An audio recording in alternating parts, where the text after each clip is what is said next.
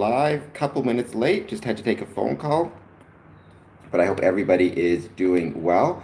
Another episode of the Square and Compass live stream. Let's give it a few minutes. Let's see who joins. As always, the first hour is just going to be us hanging out. And then the second hour is going to be us talking about specific topics. Today, I was thinking of talking about the Enlightenment a little bit, which I think, well, we all know there are actually many connections between Freemasonry and the Enlightenment. Although I do want to do a little bit more studying on that as well, so this may be just a very brief kind of overview at the start.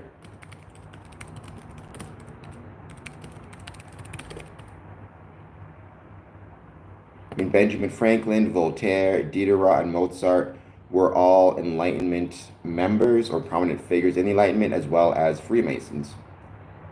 And Voltaire is actually somebody I want to do more studying on, because I think that he is somebody worthy of study. But that is coming up later. For now, let's just see who joins. First hour in. Please, if you're just joining us, please hit the like button, hit the subscribe button. Let me know how it's going and anything you want to talk about.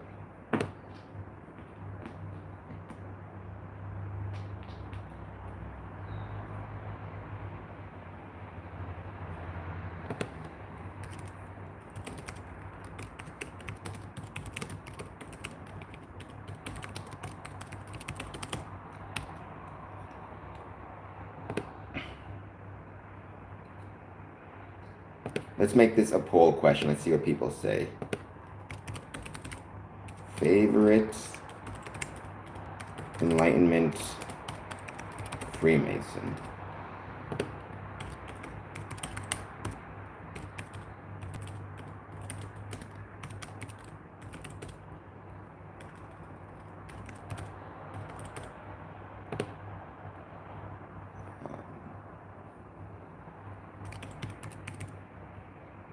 One more option.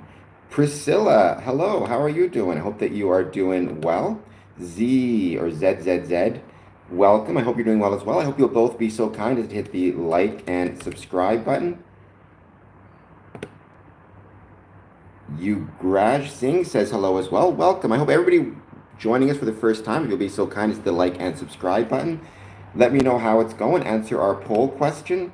Let me know if you have any questions about Freemasonry. Any thoughts, any comments, positive, negative, or neutral. I'd love to hear them. We got a couple votes. Let's see. Benjamin Franklin is taking it off with 2 votes, 100%. Thank you, Priscilla. I truly appreciate that. Bong, I hope that you are doing well. Thank you for being here. I hope that everything is going well in West Kentucky. Let me know if you have a favorite Enlightenment Mason thinker, and let me know how it's going. Javier Rodriguez, I can never pronounce that correctly. I'm very sorry. Who is Jab? I assume you're talking about one of the ruffians, Javier, if I'm not mistaken. Thank you. It's Canadian. I'm from Winnipeg, Manitoba, born and raised, live in Windsor, Ontario now, so I do like to think I have a pretty decent accent. By the way, if you like my accent, hit a like and subscribe button as well. You can join our Patreon.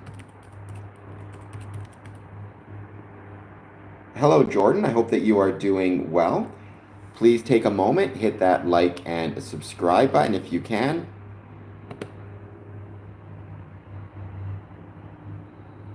As we MKOED. Ollie, welcome Ollie. I hope you're doing well. Please, everybody take a moment, hit that like and subscribe button. I hope everybody's having a great day. We have got 5 votes.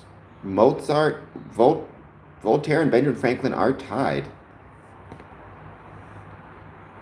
Oh, I'm sorry about that, Bong. That sucks. I really hope that I'm happy that you're okay.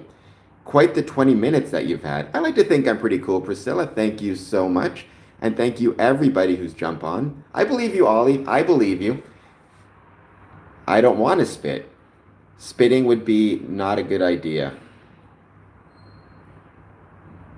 It would be, all right, I feel like this fella here, though it's a very kind offer, I think I'm going to have to put you in a timeout. Though I do appreciate the offer.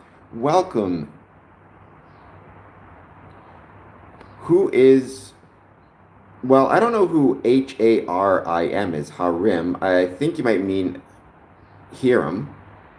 I'm not saying that, Netflix. Limey said hello as well. My suspicion is Hiram was in fact not a real person, but rather a conglomerate of a few different people mentioned in the Bible regarding the building of King Solomon's temple. In Freemasonry, he is a very important figure, mythological figure, part of our ritual figure. There is a mention of an H-Abith in the Bible. I forget the section now, I used to know. But I believe I don't believe he ever really existed. I think rather he was a conglomerate of many different people. Mr. Melucidio, I can't pronounce that to save my life. You know what, AGC, I'm going to assume that you are being legit with your questions. Yes, I have, and it was wonderful, and it was delicious. It's very, very delicious. I hope everybody, though, is doing well. Thank you for being here. I was going to talk about the Enlightenment in a moment because there are many Freemasons who are also Enlightenment figures. We have got Benjamin Franklin, most famous, it seems like, 44%. No one's going for Diderot, huh? The G, I can't tell you. That's a secret.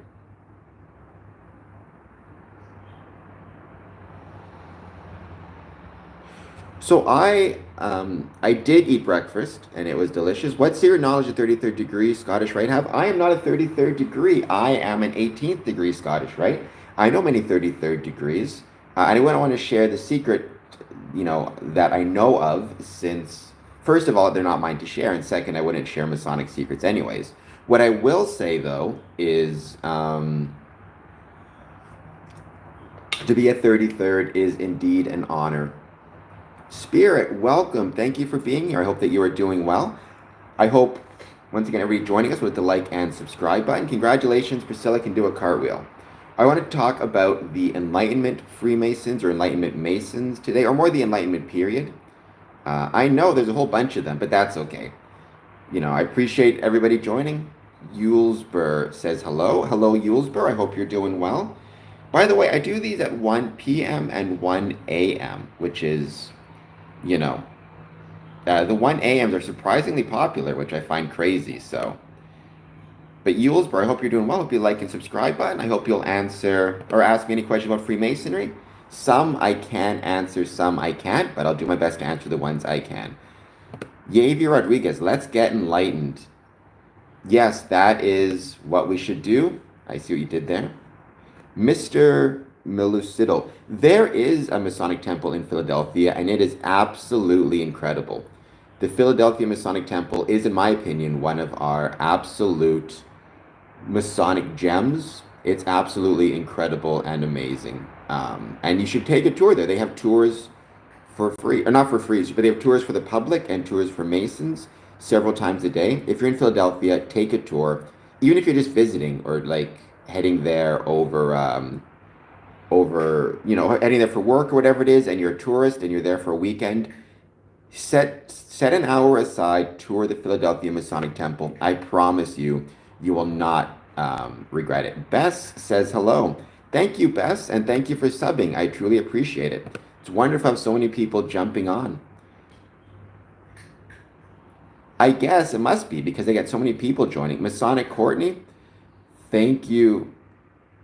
Good. What type of coffee did you have? Just black coffee, or do you have anything with it? What? Sonic the Hedgehog?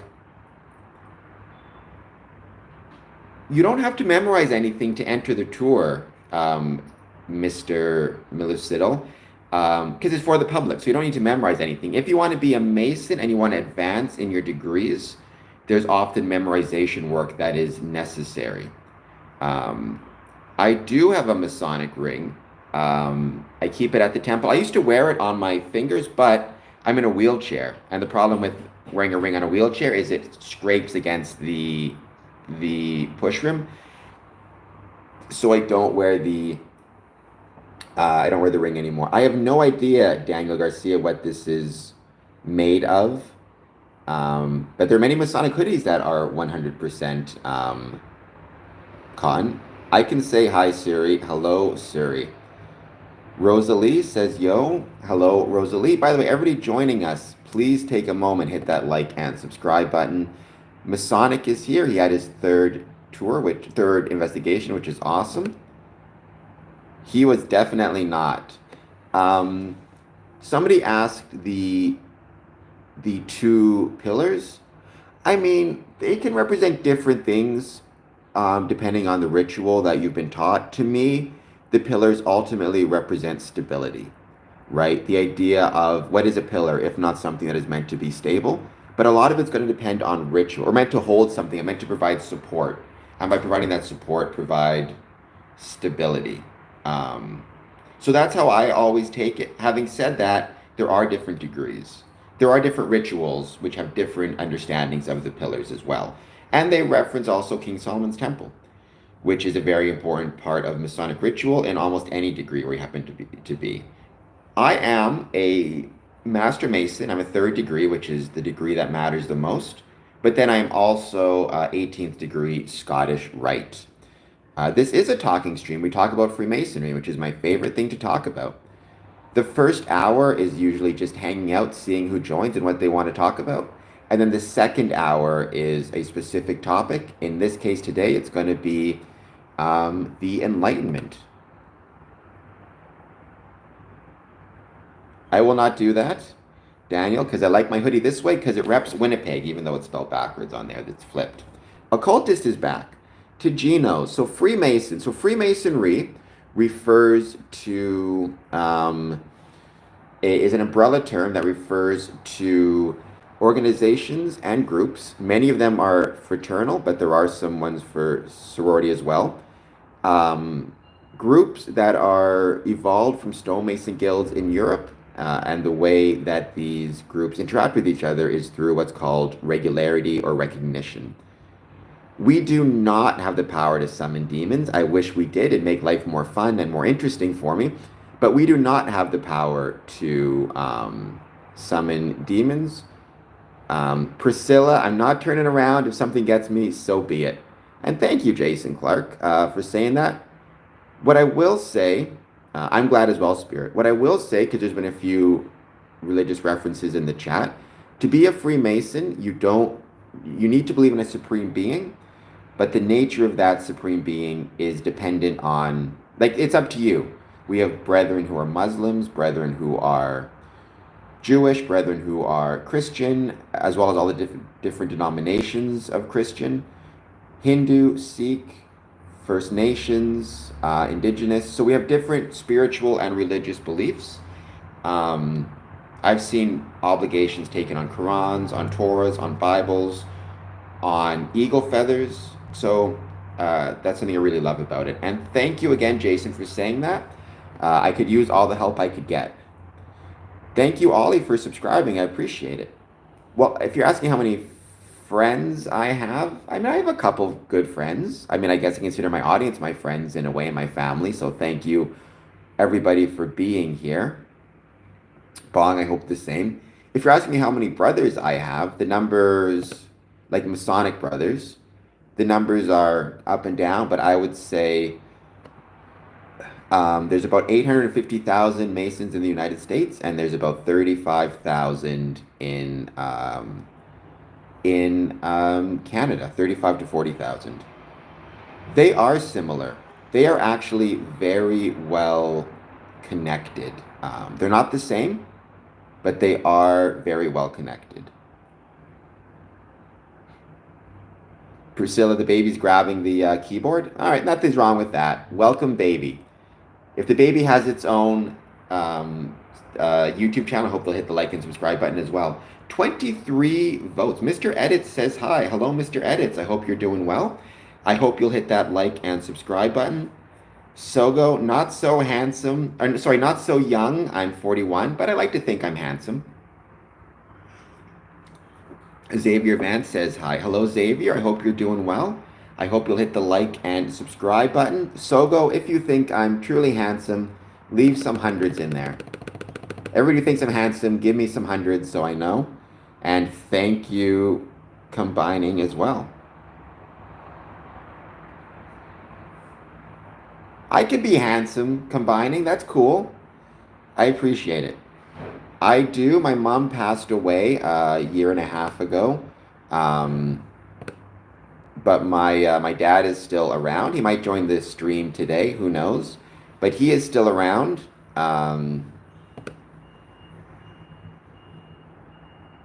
Mr. Edits, I will give you another like and a shout out. Mr. Edits, thank you for being here. I truly appreciate it. Oh, I hope then your dad and mom will subscribe to me as well. I am 41. To combine that to Masonry, I joined Masonry about 20 years ago when I was about 24. In Ontario, to be a Mason, you need to be 21 or over. In the States, it's usually 18 or over. Oh, we got a Diderot vote. Favorite Enlightenment Freemason. Voltaire is at 23%. Ben Franklin is at 42%. Mozart is at 23%. Diderot is at 12%. I will be celebrating the 4th of July before the 4th of July with some cool fireworks on June 23rd, I believe. And it's going to be incredible. I can't wait to do it. Mia M, I can shout you out. Mia M, I hope you're doing well. Thank you for being here. This has been a wonderful stream of people joining. Thank you, everybody who's joined. The second hour in, I'm going to start talking about the Enlightenment. But before that, I want to give it a few moments to see who's going to join. Because Freemasonry and the Enlightenment have a ton of connections. It's really, really cool, all the connections that they have. Sogo Hotel. Can you give me an overview about Freemasonry? Sure, and that's actually a good place to start, I think, with this one.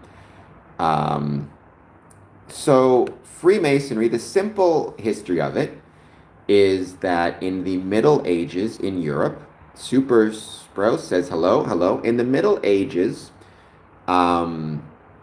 you had stonemason guilds. Thank you, Isla. Stonemason guilds were basically trade unions comprised of men, because it was the Middle Ages, comprised of men who built things out of stone. So they were tradesmen, they were craftsmen. You can learn these things to through university, though in my case I learned it by being a Mason in my own studies. They had an apprenticeship program where Masons would join, be entered apprentices, and would then, through their time, that's okay, Lewis, I still like you being here, through their time would advance from an entered apprentice to a master Mason, where they would be so skilled in Freemasonry or stonemasonry, building things from stone, they could travel to, wherever they wanted, travel throughout Europe, and apply their work to make money, to make a living. Over time, because these stonemason guilds offered a social safety net for people, they offered a chance not just in a trade, but to be part of a group that could take care of you if you were sick, that could take care of you when you weren't well, or your family if you passed away. Dynamic duo, hello. What they did is they started to, non-Masons, people who didn't want to build things from stone, but wanted to be part of the social aspect, and the social group began to join. They paid their dues in order to join, but they,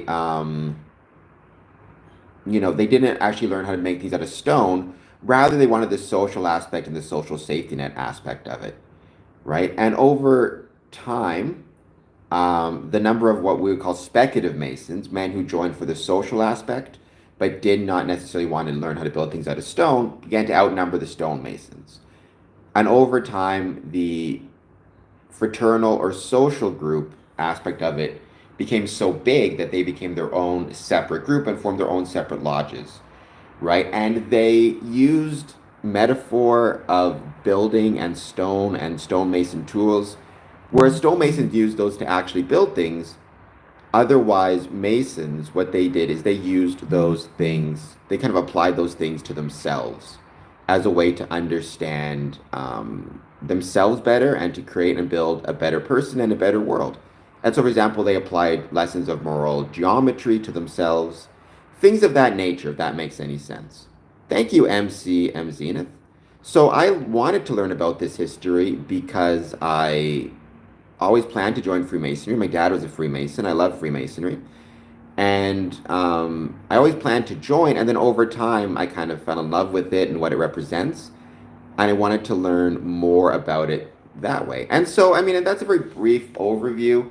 Again, there's so many different, you can talk about specifically the Grand Lodge of England. But basically, you had stonemason guilds, you had trade guilds of tradesmen. People wanted to join those guilds not to learn the trade, but rather to get the thank you, Priscilla, rather to get the social and fraternal in those days, especially, and social safety net benefits of it. More and more speculative Masons began to join. They adapted Masonic teachings to apply lessons of morality. And the rest is kind of history.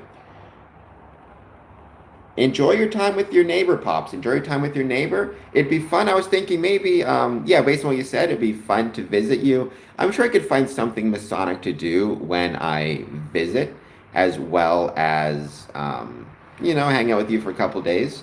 I don't know how long I could stay right now, but there are a couple of flights I'm looking at. I'm just trying to figure out for sure which flights would work the best. But once I know, I will let you know, for sure. I guess I'm a medium streamer. I've been doing podcast episodes for about 5 years, but I've been streaming for just about a year. I'm not sure what the I've heard the Tartaria conspiracy. I'm not a big fan of Tartaria conspiracies as a general rule. Um, I think usually they're not the best and they kind of concern me a little bit.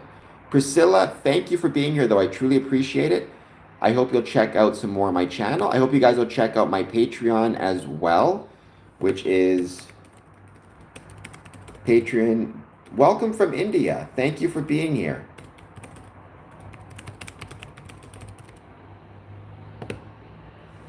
Go to sleep. Thank you, though, for being here. And thank you, Jostaf Sharma from India. There's a lot of really cool Masons in India, actually, and a lot of Masonic lodges in India. And to the Masons who are on the chat, I hope I explained it well. Lucy says hi.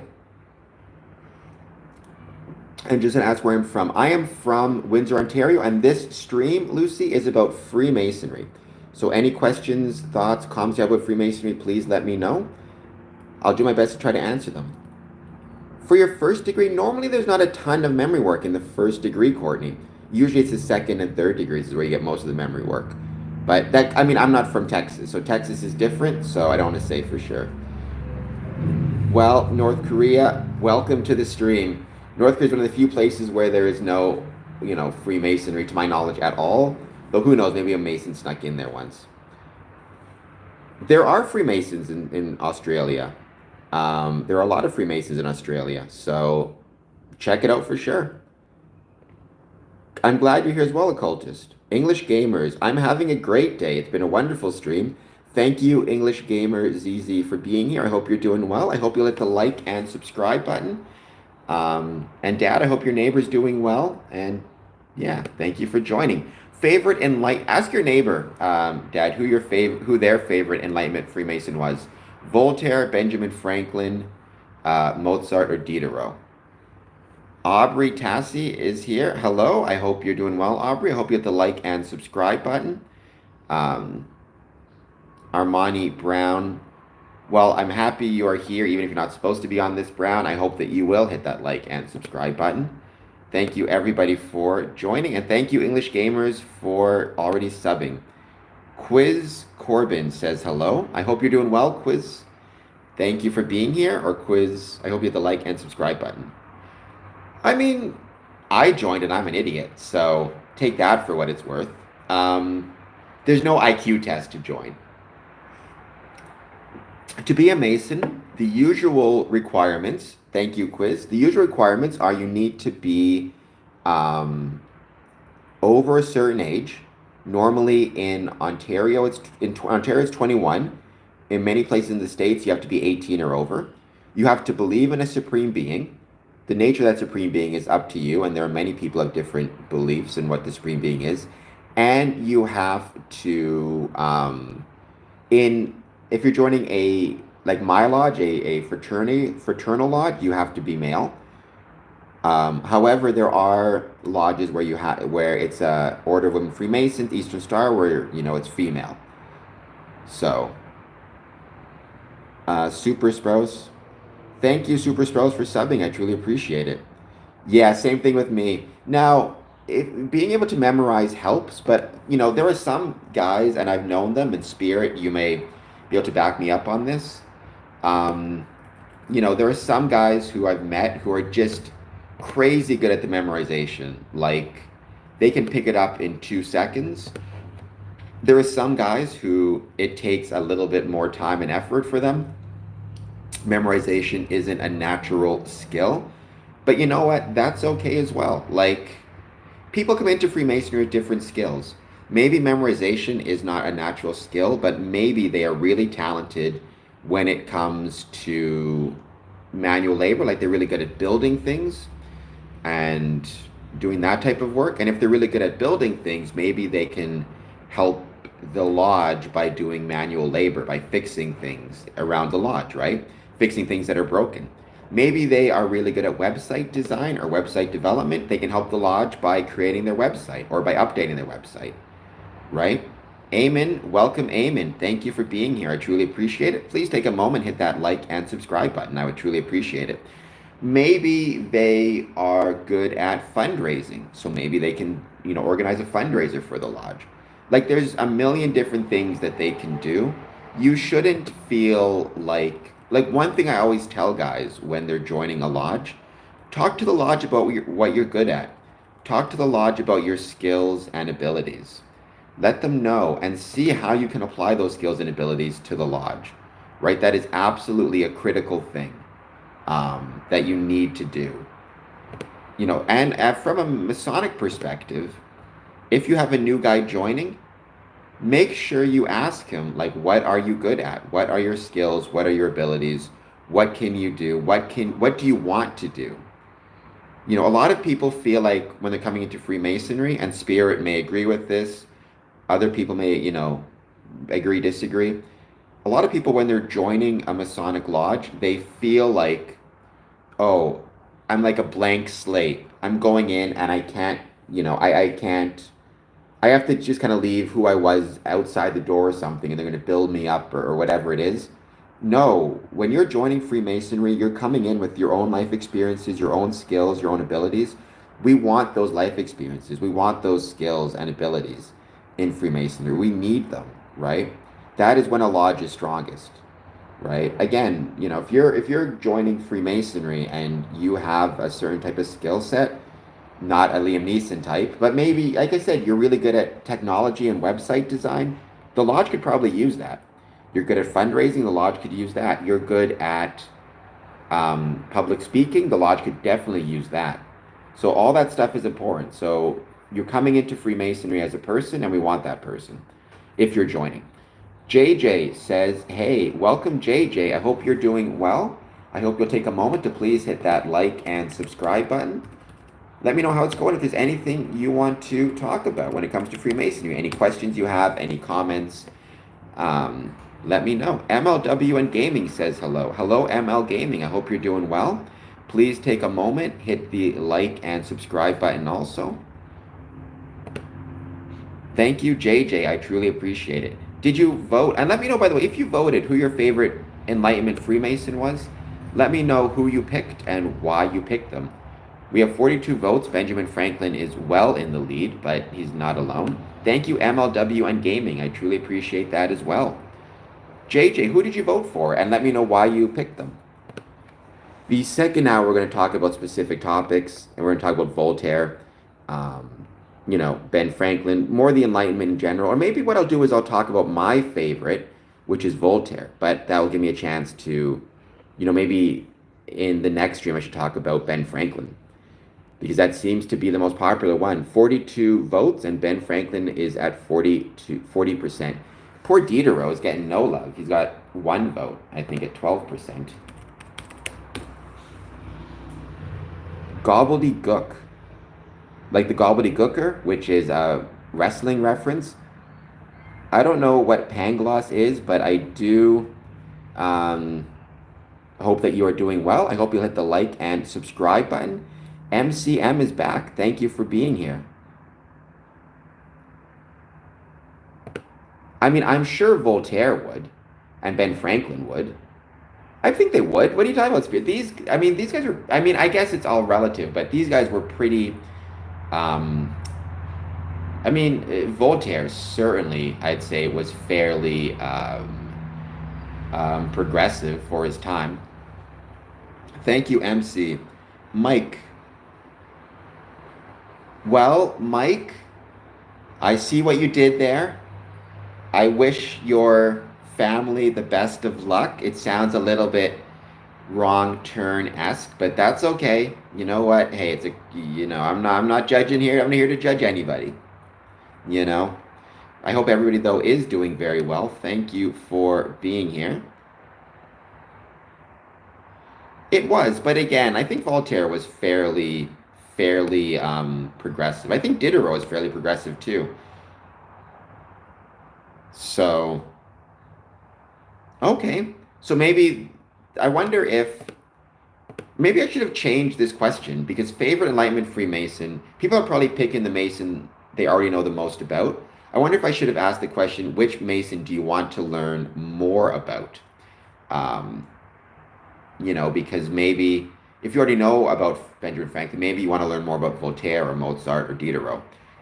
Gobbledygook does mean nonsense. Gobbledygooker was also the name of a professional wrestling character debuted at SummerSlam 1991. Survivor Series 1991.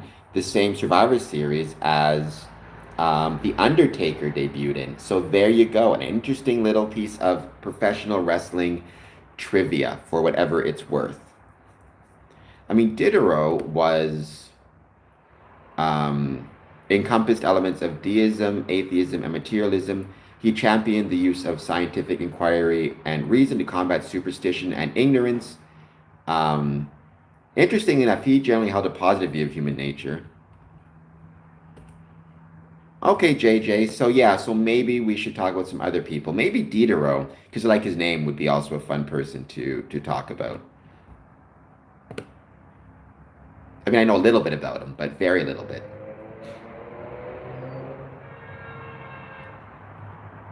Hope everybody's okay. We just heard a horn going off. As always, the first hour, just waiting to have the audience join, talk to them, see what they want to talk about, or questions they have. The second hour is where we start talking about specific topics. And today it's going to be a little bit about Freemasonry and the Enlightenment, more specifically, Masonic Enlightenment figures. Let me know if you guys would prefer to learn about Voltaire or Denis Diderot. Maybe that'll be what we can talk about, but thank you. And in the meantime, though, if anybody has any questions about Freemasonry, please jump in the chat and let me know. I hope the questions I was able to answer questions well so far for everybody. But yeah, thank you everybody for being here. By the way, I'm going to mention this again. I have my Patreon.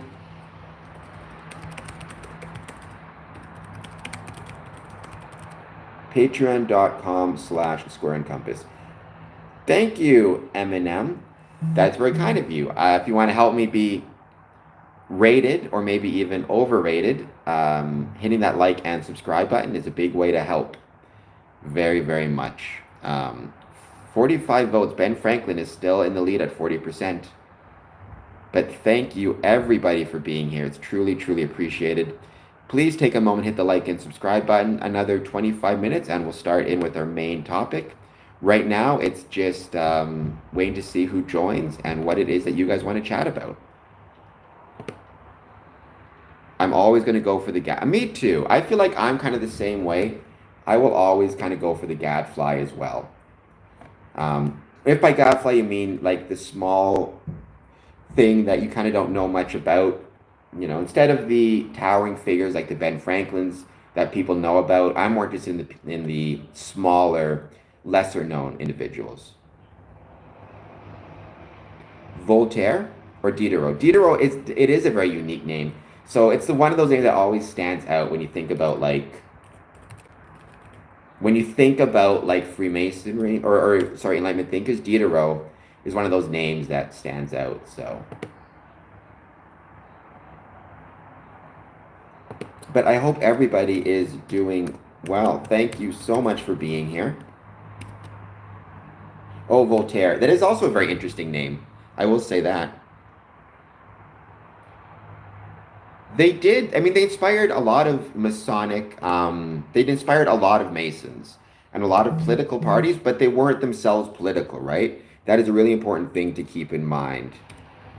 I think sometimes we forget that you can be inspired by something, like a politician can be inspired by something without it being like direct access, if that makes sense. So if I ever ran for office, I would definitely say I was inspired by Freemasonry, and my beliefs and my political beliefs are inspired by Freemasonry. But that doesn't mean Freemasonry is a political organization, if that makes any sense. Because there are many Freemasons who have completely different political views than I do. There are many Freemasons who vote completely differently than I do. So I am from Canada. I am Canadian. I am from Windsor, Ontario, Canada. I mean, I was born and raised in Winnipeg, Manitoba, but I lived in Windsor, Ontario the last several years. So, and I love it. I love Windsor. I love Ontario. I love Canada. As I've often said, we are the greatest country in the world, Canada is, because we have the greatest neighbors in the world. And I understand, by the way, that that's kind of changing a little bit. There's some Canadians who are more wary of the States, some Canadian Masons who are more wary of the States, but I am not one of them. I still love the States. Whether, I agree with their political situation or not is kind of a whole different story. I still love the States. I love my brothers in the States, and I always cannot wait to return. It's a wonderful, wonderful place. I agree, Spirit. I think that's one of the best rules. That's one of the things that attracted me to Freemasonry. There's so much talk about, so much talk already about politics and religion just in the world. I don't think we need it anymore. So Voltaire goes Sogo. Okay, I think Voltaire is probably the second most popular Enlightenment figure after Ben Franklin. I bet you actually in Europe, it's probably Voltaire is the most popular Enlightenment figure by a mile. And the second most is Ben Franklin. Okay, yes, I heard that, Masonic. I had heard that. I wasn't 100% if it was true or not, but I had heard that was the case, and it would not surprise me at all because Ben Franklin spent so much time in Europe. Mozart, really? I did not know about Mozart and the poetry thing. That is really cool. But welcome everybody for joining. As I was saying, please, if you are joining and you're new, hit that like and subscribe button. If you already have, thank you. I really appreciate it. Let me know how you're doing. Let me know how your day is going. And let me know if there's anything that you want to talk about. Any thoughts you have, positive, negative, or neutral on Freemasonry, I'd love to hear them. JJ, go ahead, ask your question. I will do my best to answer. I can't always promise, but I'll do my best. And thank you everybody for joining. Thank you, Skylar. Welcome, Skylar. I hope that you're doing well.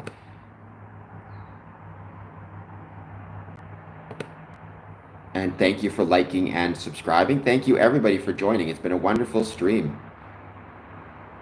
John says, seriously. Seriously, I'm not sure if that means seriously you're happy with me or seriously I'm doing a bad job. But seriously, hit the like and subscribe button. Thank you for being here.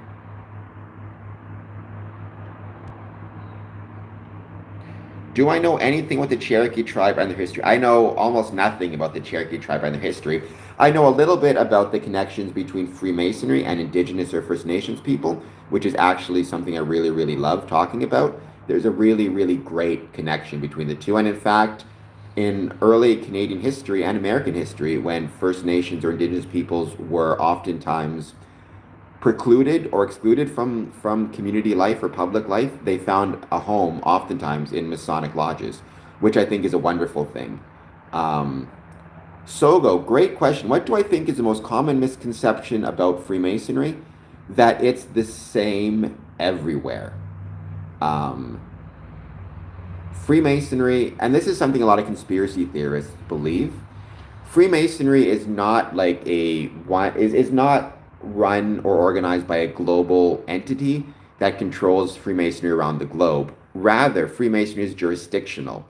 So there are many Masonic lodges around the world under many different jurisdictions. So Freemasonry in Texas is different than Freemasonry Ontario, is different than Freemasonry in Tennessee, is different than Freemasonry in England, is different than Freemasonry in Israel, is different than Freemasonry in Morocco. There are commonalities, and those commonalities are organized through what's called recognition or regularity, but it's not the same. And, Freemasons in Texas can have a rule which is completely different than Freemasons in Ontario. But the biggest misconception, even amongst some Freemasons, is that there's one Masonic governing body that controls it globally, which is, something really important to remember. Also, as Spirit says, yes, we don't recruit. That is absolutely correct. Now, there are some Masons who are a little bit more forthcoming about their being Masons, them being a Mason. And I will talk to friends who I think might make good Masons, and I will say, I think you would enjoy Masonry. Maybe you want to check it out. But I would never say to a Mason, you should join, or I will invite you to join. If I were ever to say that, that would not be right. But I can talk about why I love it. And if I know someone else who I think may love it, I can talk to them about why I think they may love it. Karen Perez says, hello. Thank you for being here, Karen. JJ, no worries, JJ Schuyler. It's no troubles at all. But I do not speak. I speak two languages. I speak English and bad English, and that's about it. Buffalo Chicken, thank you for being here, Buffalo. But go to the store. It's no worries at all. I will say, though, on the language topic, I have many times talked about why I think it's important that we as Freemasons explore and communicate in different languages. I think that's absolutely vital.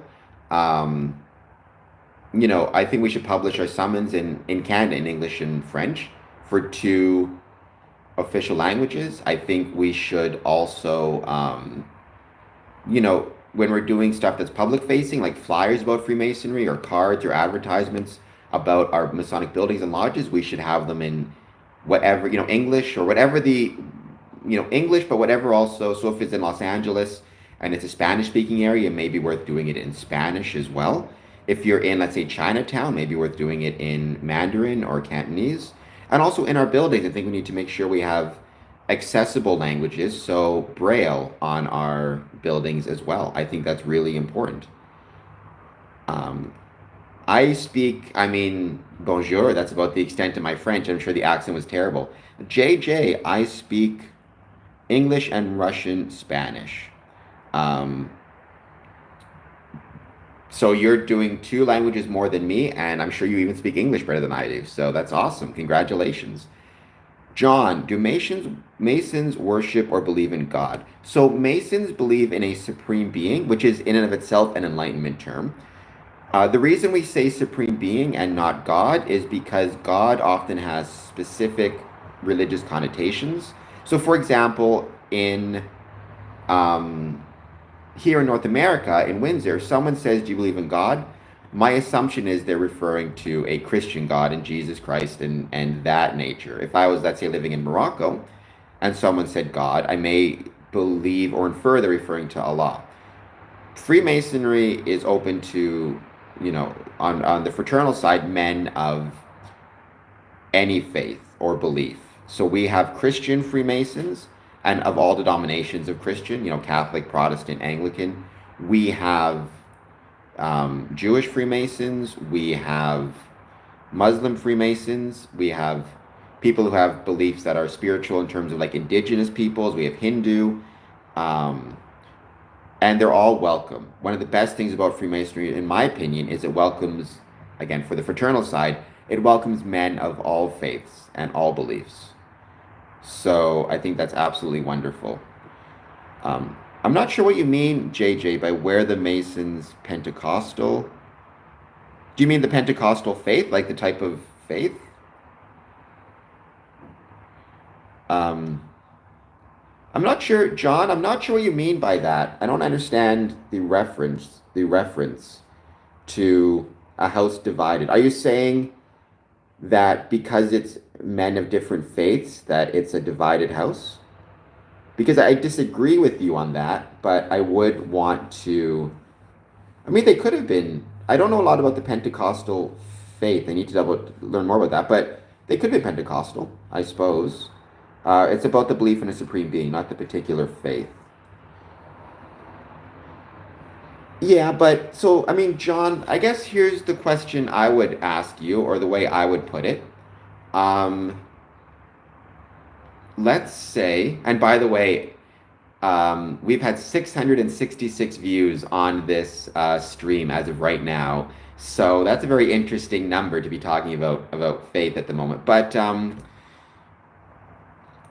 what I would say, John, and you can let me know if this makes sense to you or if you disagree, and I'd appreciate it if you kind of let me know your thoughts. Let's imagine you get, or I'll use myself. Let's imagine I witness a crime taking place, and I get subpoenaed to come to court, right? I have to go and testify in court about what I saw. I'm called by the crown or the defense or whatever it is. When I go to court, I will have to take an obligation or an oath. Now in Canada, right, I can take an obligation or an oath on the Bible. I can also take an obligation or an oath on a Quran.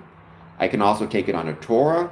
I also believe that the courts allow for people to take a an obligation on, let's say, an eagle feather or a totem of their faith. Now, the reason they do that is because the court is a civic institution. It's not a religious institution. It represents or is part of the community and needs to therefore respect all the members of the community, right? But it's not a religion, nor is it a religious thing. It's a courthouse. It's a civic institution. Freemasonry, but you would not say the courthouse is divided and will not stand, right? Freemasonry is in the same way. It is a civic institution. It is a part of the community, and it needs to therefore be respectful of the beliefs of those who are joining within the community. Now, if it was a religion or religious organization, that would be different. Then it would make sense that it could not, I could not be, as I guess, nominally an Anglican, a Christian, I could not ask for membership in, let's say, a synagogue or a mosque. But those are religious institutions. They're unique. As Freemasonry is a civic institution, having men of different faiths within does not in and of itself divide it. I hope that makes sense. John, let me know if it does, or if it did, or if you disagree, and let me know why. Sogo Hotel, I speak English and Australian. Well, I've heard some Australian accents in the time. They can be pretty challenging to understand. So, there's that. John, it does. Thank you. You are welcome, John, and thank you for being here. And to everybody who's joining, I hope you'll take a moment to please hit that like and subscribe button. I would truly appreciate it. I'm 2 subscriptions away from 2,170 subs. It's funny, Dad. I've never been able to hear the Geordie accent from you. You always sound Canadian, except on those occasions when you've imbibed a couple of drinks, let's say. Sometimes in those moments, I do tend to hear it come out a little bit, but otherwise, growing up, you always sounded Canadian to me. I think it's just because maybe I had to do that so I could learn to speak properly, because your accent screwed up my ability to speak as a child. So we do. When you say services, what that makes me think of is our Masonic funeral services. So and I'm going to speak Sogo Hotel. I'm going to speak primarily here from the Ontario perspective, but this is applicable in almost every jurisdiction somehow. Welcome back, JJ. Why is my forehead so big? Asked Kirk. Because it's an awesome forehead and my brain is really big. Um, if a Mason passes away, the family can request a Masonic service. It's one of the few services and rituals that are done in public, or in front of non-Masons. But we will go to the funeral service. We will perform the funeral services for, for the fallen brother, but in front of family, friends, and anybody who wants to be there. So one of the things as a worshipful master you often have to develop good relationships with the local funeral homes, because there are certain ways that the room needs to be set up, certain things that need to be present. Payment says hello, hello. And if you are, running a funeral service, you need to make sure those things are there. So, and the mosques and whatever the denomination is. And so we do have our own funeral service as a way to say goodbye and honor a brother. And also, for oftentimes, Masons will look at those as an opportunity to 2,190 subscribers. Thank you so much. As an opportunity to kind of promote the craft a little bit to family and friends and people who have not seen it before. See ya, JJ. Thank you for being here. We do also have our own rituals. Again, it's not the same everywhere. The ritual in Texas is different than the ritual in Ontario. It's different than the ritual in Tennessee. What I will say though is, and I've used this example a bunch, why is it that we keep our rituals private? Why do I choose to keep the rituals private?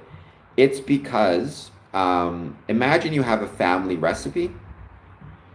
If I just go and share that family recipe with anybody who's not a family member, then it's not as special. I will help you, Kirk. Just give me 1 second.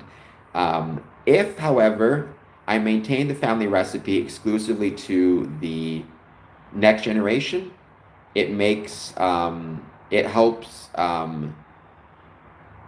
it helps contain and maintain those bonds of family through the generations. In the same way, what we have to pass down as Masons to the next generation of Masons is our ritual. That's why we don't want to share it with others, right? That's why I choose to keep it private. But we do have our own rituals. I hope that answered your question. Kirk, the 4 voters are Enlightenment Freemasons. So they were members of the Masonic lodges and Freemasons who were also important thinkers of the Enlightenment, which was a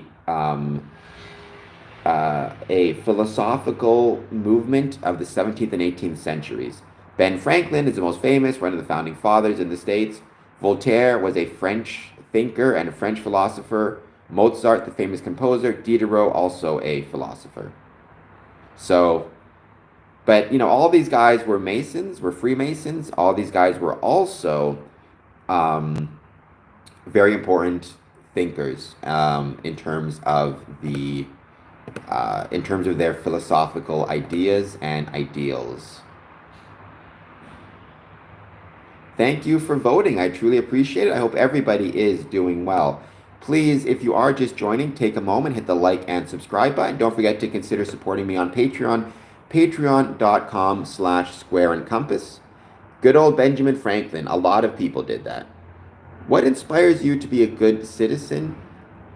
I mean, I think honestly what inspires me to be a good citizen is what other option do you have, right? Like, I have no interest in living in a world that is not good. Or, like, I mean, the world, oh my gosh, how do I put this? That's a good question, Courtney. I'm trying to think of how to describe this. So, if I were to sit down and think to myself, okay, what is the world I would like to see? Which, on a side note, the world I would like to see is most closely aligned with Enlightenment ideas of Europe. So, read the works of Diderot, read the works of Voltaire, and you'll kind of understand the world I would want it to be. A world based on rationality, kindness, a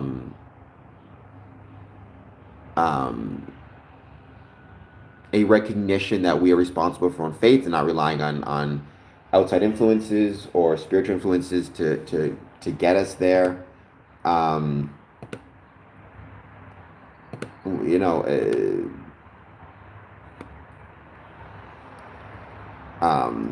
materialism, democracy, all of those things are things I believe in and things I want the world to represent.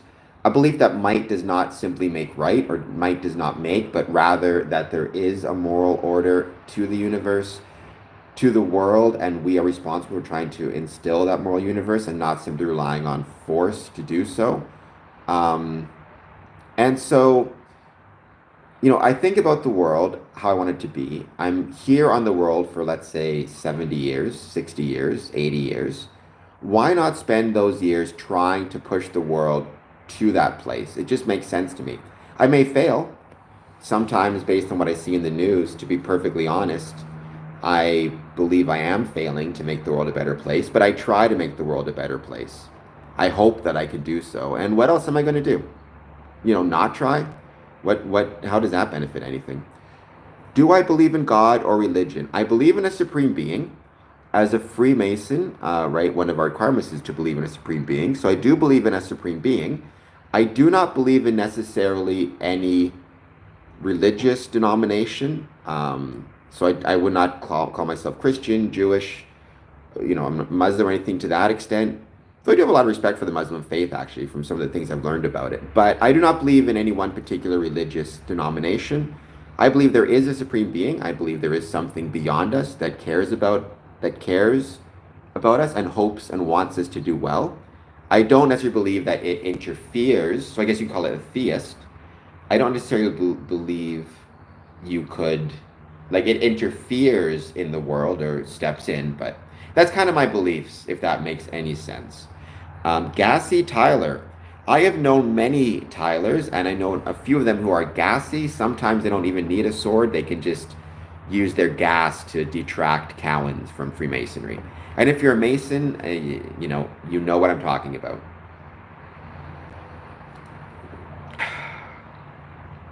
I mean, yeah, but then again, in Freemasonry, one thing we're not allowed to talk about in Freemasonry is religion or politics in a tiled meeting. We can talk about it outside of it, but that's a whole separate can of tuna. Being a free thinker is a good thing. You don't want to be open-minded, but not so open-minded that your head falls out. Gassy Tyler with the Easter Island stones, it looks like. I hope that you are doing well, Gassy Tyler. Let me know if you have any questions about Freemasonry, any thoughts on Freemasonry, positive, negative, or neutral. I'd love to hear them. We're going to start on our main topic in another 10 minutes or so.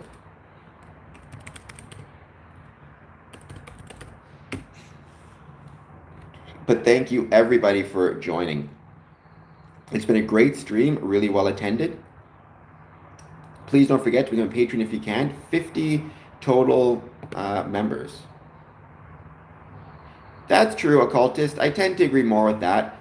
Being open-minded, I think, is a very good thing. One of my problems with a lot of thinkers nowadays, and people may have their disagreements with me on this, and that's fine. I speak for myself. But when you look at, for example, CD, thank you for being here, CD.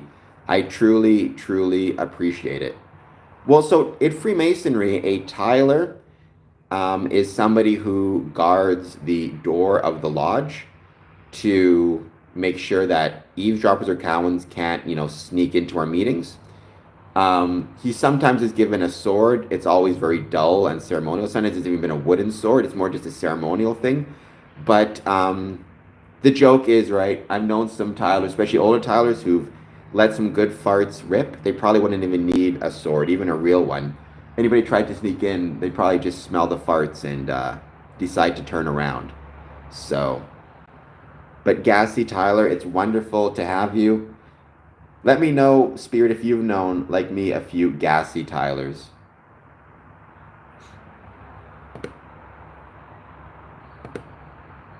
But I hope everybody is doing well. Thank you for being here. By the way, I'm going to be back on my stream at 1 a.m. this morning. For some reason, people seem to love my 1 a.m. streams. So, I want to keep doing a few more of those.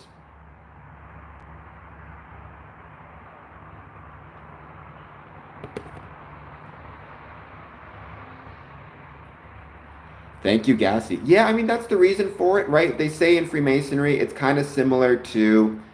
um, it's kind of similar to the Thanksgiving table. Don't talk about religion or politics over the religious dinner table, or sorry, over the dinner table, which I tend to agree with quite a bit. I think that usually makes a lot of sense. Um, and it's there's enough people talking about religion and politics outside of Lodge. We don't need to bring that into Lodge. We can afford the break. Freemason time commitment, is it worth it? I don't know. That's an answer that people have to decide for themselves. I hope it is. I hope it is. Sometimes you can get despondent or discouraged, but again, whether it's worth it or not, I think it's more a question of what else you're going to do. Freemasonry is the belief that the world can be made better through the practice of brotherly love, relief, and truth. And if you think that making the world better is a worth your time, then I guess it is by default, whether you succeed or not. Selkins 2001. Welcome, Selkins. I hope you're doing well. Thank you for being here. I hope, Selkins, you'll hit the like and subscribe button, answer our poll question, and let me know how it's going. Four ring. Before you draw this dude in graffiti character style, which is, if it's me, thank you, and I hope you'll share it with me. Please hit the like and subscribe button. And if you want to share your picture with me, the best way to do that is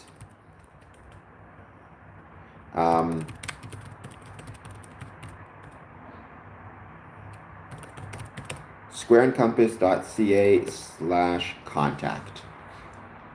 Thank you, Nate. I truly appreciate it. Dad, let me know if you voted for one of these Enlightenment figures and which one you did vote for. I'd love to know. I'd be really curious to know which Enlightenment figure you voted for.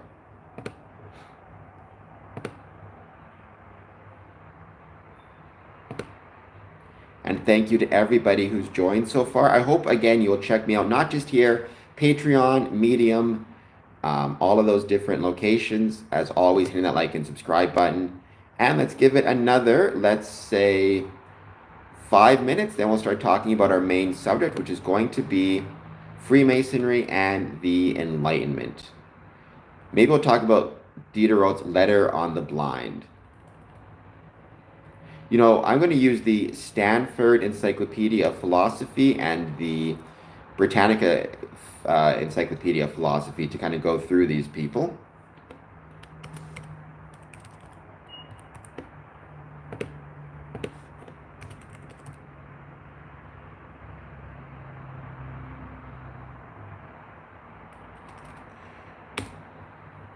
Well, I mean, that's interesting. I have no plan to cover myself in extra virgin olive oil, but I guess if that gets you views, then, that works, I guess.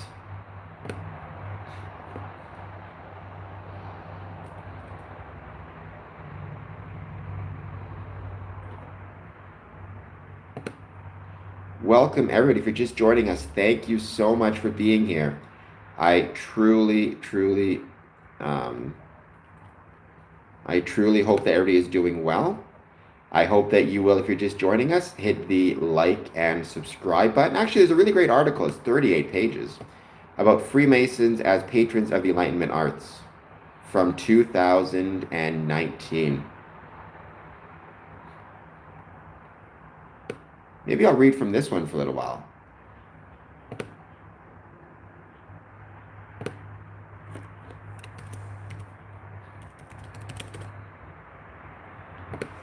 But welcome. Thank you everybody for joining. 58 votes, by the way. Well, I'm not going to be doing a dance either, Kirk. So, like I said, there's only so much I can do for you people. I can't dance. I cannot dance to save my life. So, for heaven's sakes, don't ask me to. But, maybe I should do that as a question on the stream. Do you want me to dance? And see what you say. Yes or no. Magnus, welcome, Magnus. There's plenty of Freemasonry in Germany, by the way. Mozart, Germany's favorite son, if you consider him German, was a Freemason. I hope you hit the like and subscribe button, Magnus, and thank you for joining us all the way from Germany. Please never dance. Kirk, dance on the wow, Kirk, you're getting quite forward, aren't you? I could make a lot of money if I danced on the tables. Let me tell you, should leave this streaming thing behind and dance on the tables. I'd make a fortune. Let me tell you. So John, I don't know what you're talking about with your negative views of my dancing skills. Magnus, I'm wondering if you might be one of the people who vote for Mozart as favorite Enlightenment Freemason.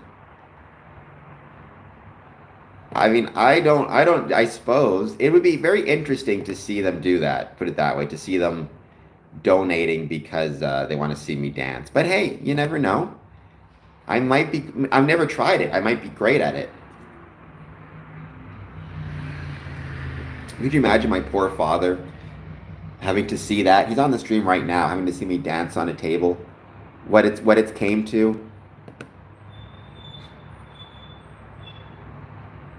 That is, yes. I think when you said dramatize, you meant traumatize, and yes. I mean, I would traumatize the adults, let alone the children.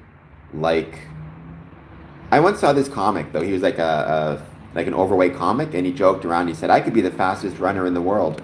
I've never done it before, so how do I know?" And that to me is like, maybe that's, who knows? That's kind of a funny way to look at it. If you never try, it's just potential, right? I could be the greatest dancer in the world.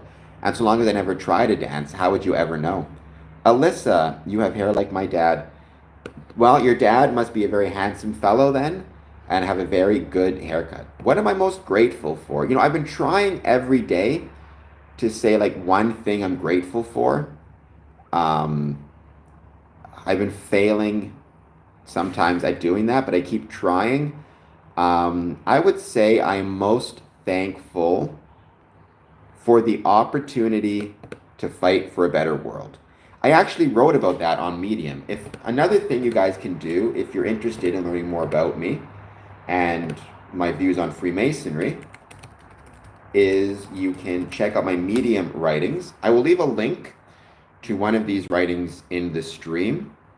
I say I'm thankful for the fight, and believe me, sometimes it is a fight. It absolutely is.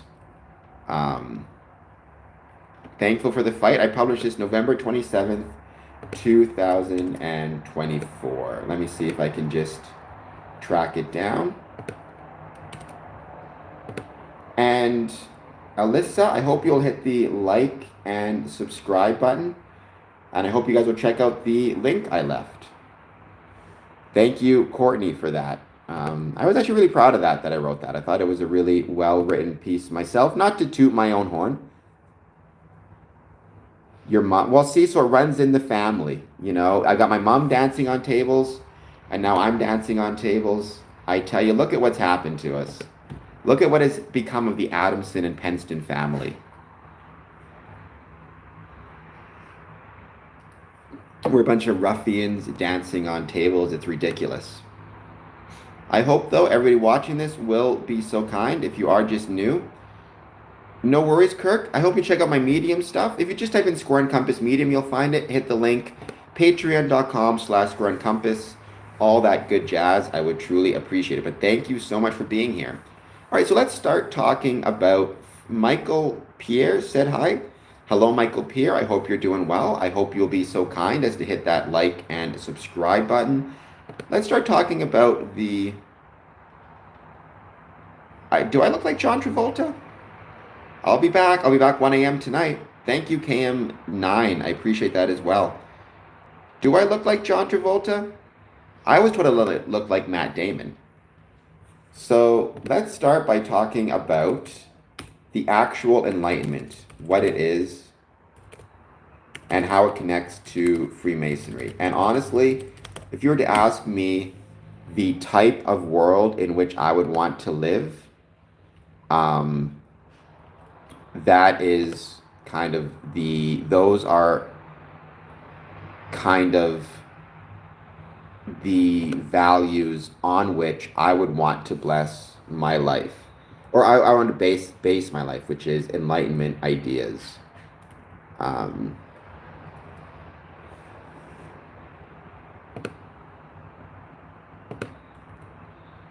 so I'm just pulling some stuff up now, some of my notes. We'll start talking about that. But by the way, if at any point you have any questions, please let me know. I'm going to start by using the Britannica. Um, the Britannica Encyclopedia. So, Enlightenment was a European intellectual movement of the 17th and 18th centuries in which ideas concerning God, reason, nature, and humanity were synthesized into a worldview that gained wide assent in the West and that instigated revolutionary developments in art, philosophy, and politics.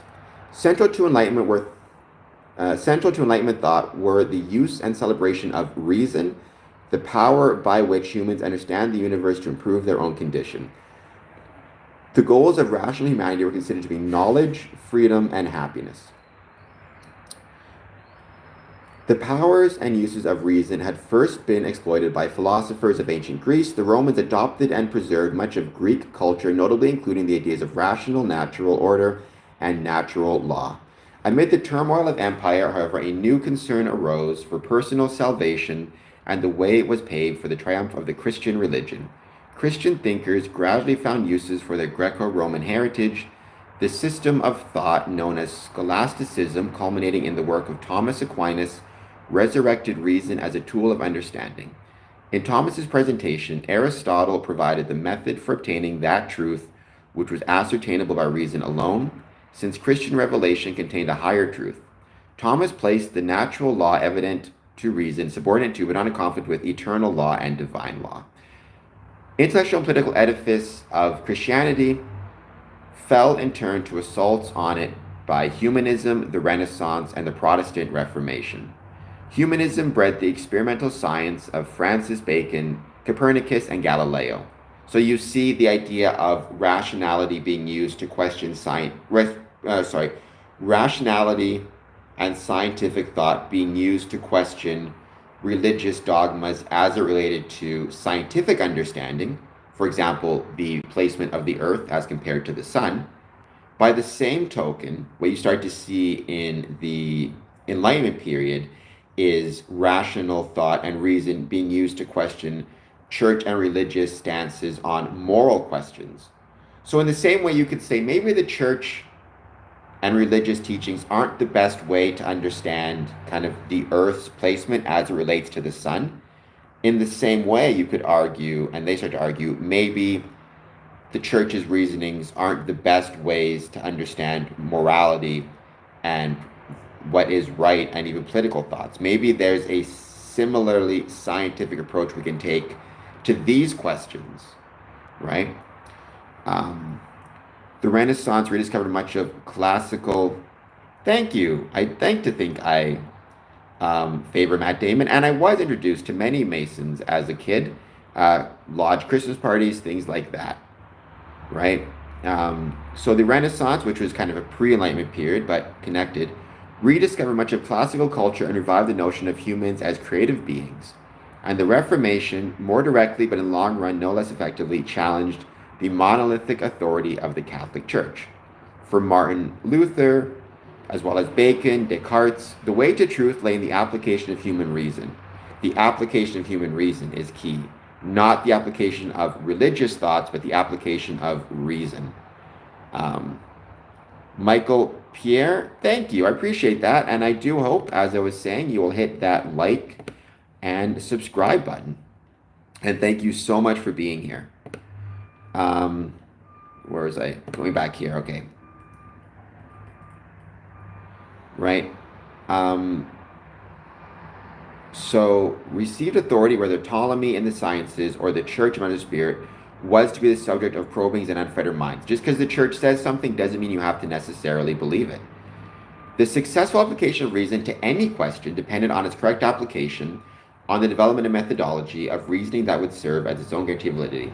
Such a methodology was most spectacularly achieved in the sciences and mathematics, where the logistics of induction and deduction made possible the creation of a sweeping new cosmology. The great geniuses of the Isaac says hello. Hello, Isaac. Hope you're doing well. I hope you'll be so kind as hit the like button and subscribe button. The success of Newton in particular in capturing a few mathematical equations, laws that govern the motions of the planets, gave great impetus to the growing faith in human capacity to attain knowledge. At the same time, the idea of the universe as a mechanism governed. Is that, well, Deacon, is that from Homer the Great episode of The Simpsons, the Stonecutters Simpsons? Or is that a reference from Killers of the Flower Moon, both of which involved a paddling? But Gav Chassis and Isaac, thank you for being here. I hope you hit the like and subscribe button. And maybe I'll enjoy a paddling. You don't know Gav Chassis. So when you're applying the idea of reason to religion itself, you have this search for natural, rational religions such as deism. You have questions around just say, Deacon, you're getting... Well, I'm not sure why I'd say just say, Deacon, you're getting a paddle, but if I say it, I hope you hit the like and subscribe button. Right? The Enlightenment produced the first modern secularized theories of psychology and ethics. John Locke, whenever I hear that philosopher, I always think of one of my favorite shows of all time, Lost. John Locke, if I can find the, right, John, where is it? Now I just lost my notes. John Locke conceived the human mind as being at birth a tabula rasa, a blank slate, on which experience wrote freely and boldly, creating the individual character according to the individual world experiences. You know, innate qualities, goodness, sin, badness, were not of reality, rather they were taught. Thomas Hobbes portrayed humans as moved solely by considerations of their own pleasure and pain. I tend to be sometimes on my negative days more Hobbesian in my philosophical views. The notion of humans as neither good nor bad, but interested principally in survival and the maximization of their own pleasure led to some pretty radical political theories. The idea of society as a social contract, however, contrasted sharply with the realities of actual societies. Thus, Enlightenment became critical, reforming, and eventually revolutionary. Locke and Jeremy Bentham in England, Montesquieu, Voltaire, Rousseau, Diderot and Voltaire were both themselves Freemasons. Concordat in France, Thomas Paine, Thomas Jefferson in colonial America, as well as Ben Franklin in colonial America, all contributed to an evolving critique of the arbitrary authoritarian state and to sketching the outline of higher reform of social organization, right? So one thing about Freemasonry, and this is something that the Catholic Church actually strongly disagreed with, this is one of the causes of the Catholic Church's disagreements with Freemasonry, right, is that Freemasonry is a democratic institution. And they talk about this in Pope Leo XIII's work, Humanum Genus. Freemasonry is a, what's the word I'm looking for now? Freemasonry is a democratic institution, right? At the end of the day, even the worshipful master is bound by a democratic vote of the lodge. So the worshipful master can believe whatever he wants to believe, but if the lodge votes on a particular motion and the motion passes, then so be it, right? So it believes that ultimately one of the ideas in Freemasonry is that it's a democratic institution. Power is democratic, right? You vote for offices, you vote on motions. The Catholic Church believes that there is a power outside of democracy. Like, you don't go to church and have a democratic election on what the Pope, what the priest is going to say, right? That's not how it works. You can, there's a democratic election of a Pope, but even that is understood to be ultimately, divinely inspired, to my knowledge. So the idea of authority as being democratic versus authority as being divine is where there's a difference. And ultimately, Enlightenment thinking came down on the idea of authority as being a democratic good. Something that's democratic, not divinely inspired, which again is why it makes sense that so many Enlightenment thinkers found a home and a love of Freemasonry, because at its core there is a democratic quality and understanding to it, and why a lot of, at the time, left-wing political figures were themselves Freemasons, because again there's this idea of democracy.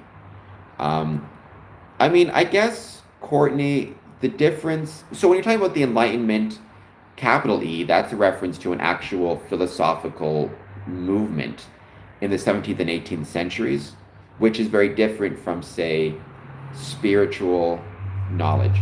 I believe so. Well, I mean, I guess spirit, I guess what I'd say is it depends on why you hate Masonry.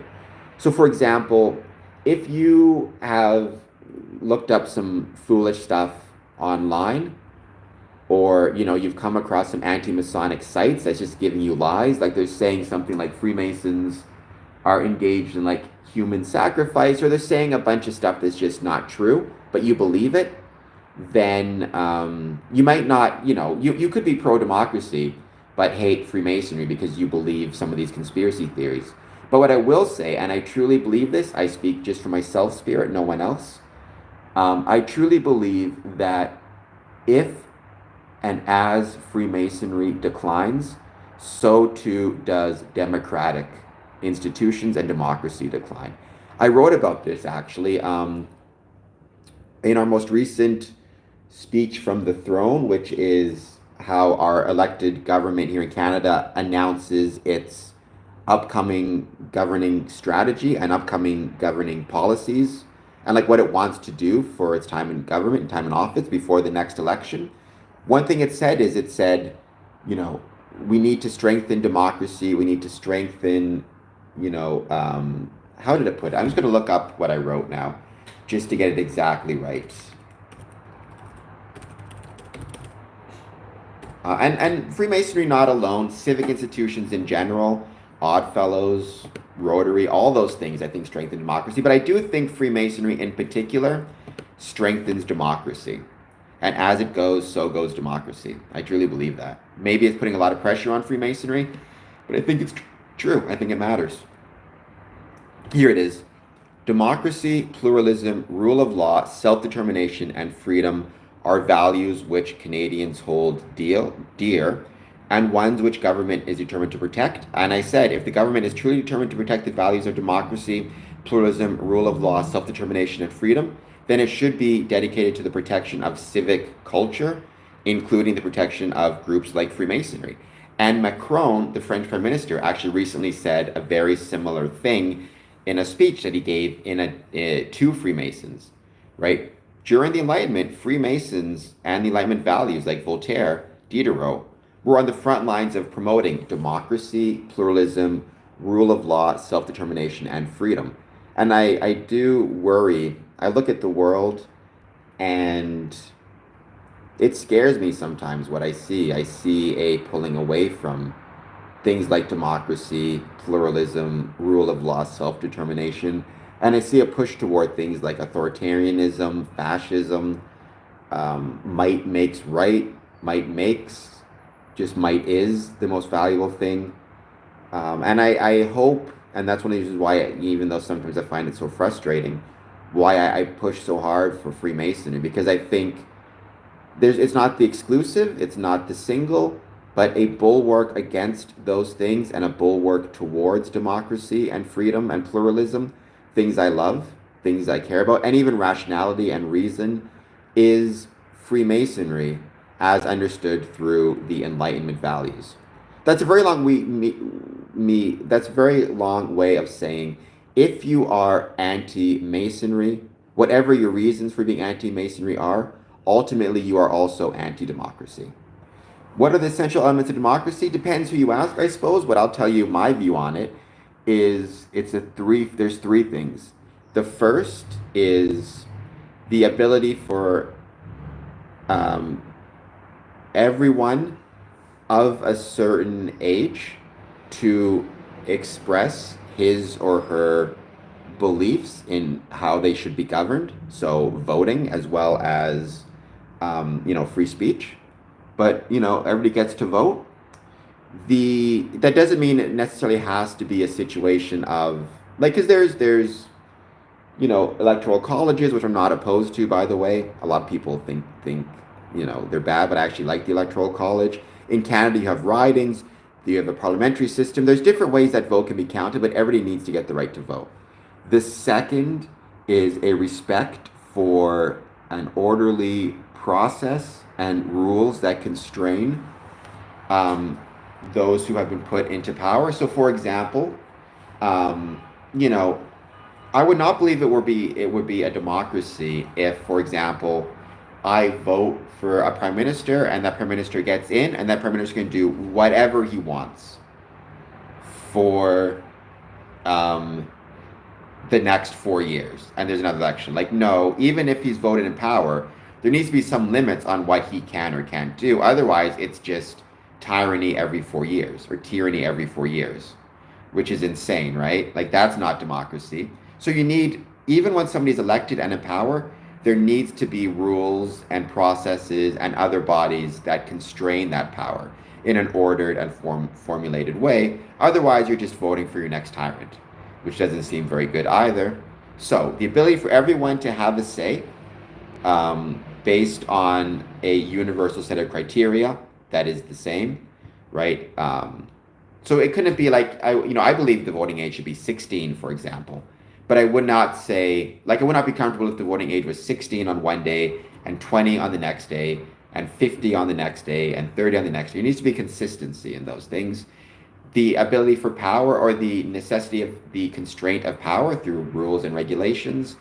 And third, a rule of a rule of law that again is universally applied to all within a state's areas. So it's not a democracy. So if I can vote for somebody, that person is constrained by some type of power, but at the lower level, it's just anarchy and people are doing whatever they want, and there's no enforcement of any type of rules or order for anybody other than those in power. That's not democracy either. There needs to be rule of law both going up and going down. I hope that made sense. Bong, let me know if that made sense. No leg bandit. I have no legs. Did you steal my legs? No leg bandit. And I'm not being sarcastic. I literally am in a wheelchair. I promise you just can't see it. But I'm missing my legs since birth. No leg bandit. If you stole my legs, please give them back. And please hit the like and subscribe buttons. And let me know, Bong, if my idea of Freemasonry as a protection of and for democracy made sense. I hope that it did, and I hope everybody watching this, if you're not done so yet, please take a moment, hit that like button, hit that subscribe button, vote in the poll.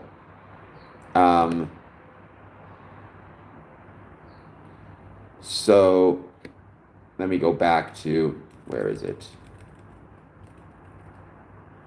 So the powerful ideas of Enlightenment absolutely found a expression, again, in the idea of the American and French revolutions. This idea of questioning the authority of a king, the idea of questioning the authority of divine right of rule, and rather the promotion of democratic ideals, democratic beliefs, democracy.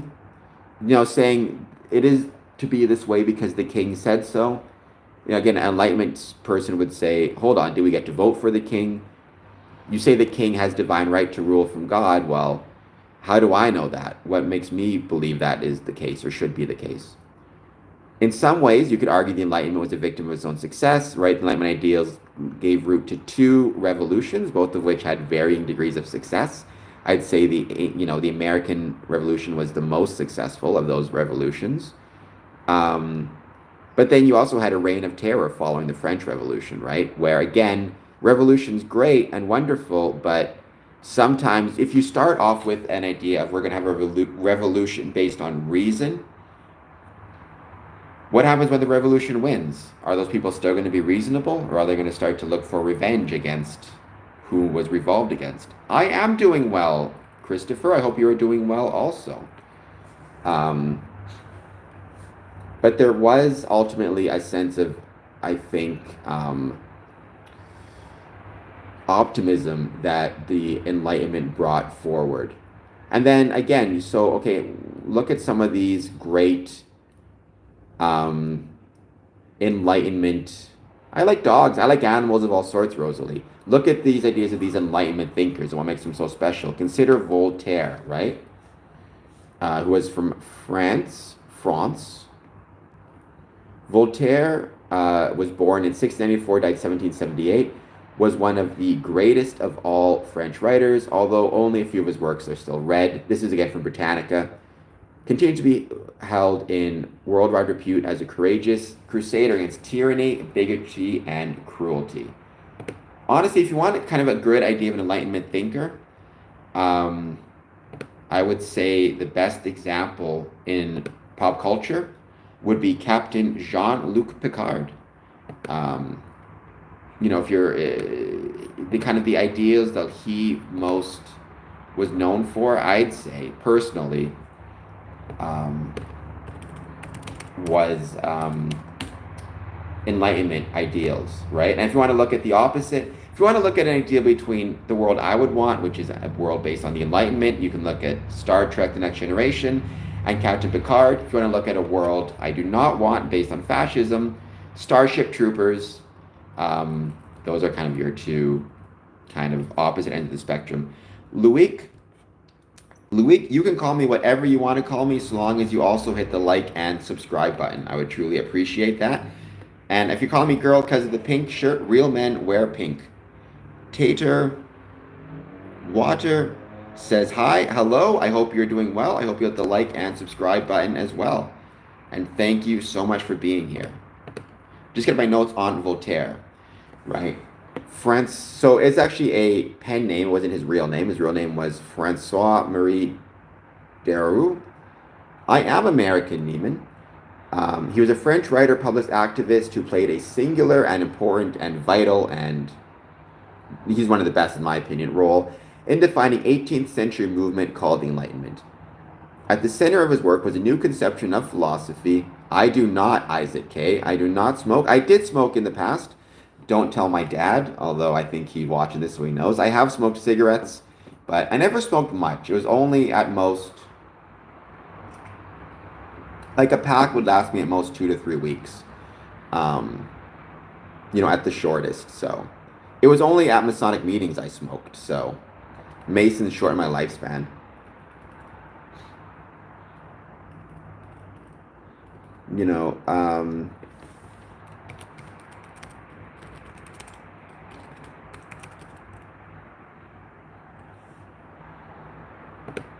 But welcome. I do not drink alcohol. That's one thing. I've never had a drink in my entire life. Neiman with the fish. I'm just trying to pull up my notes on Voltaire. So I wrote some stuff down and now I can't track it down. I'm in a wheelchair. I can barely control my wheelchair sober. If I tried to control it while drinking, I'd be crashing into walls. So Voltaire's philosophical legacy ultimately resides in how much he practiced philosophy and in the ends to I am a coffee addict. I am 100% a coffee addict. I'm amazed that you would know that, but I am 100% a coffee addict.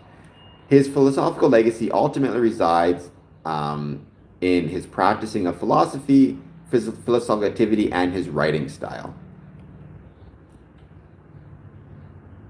I mean, I suppose you could say who invented philosophy would be Plato, who we all kind of worship on. Well, I mean, a little bit.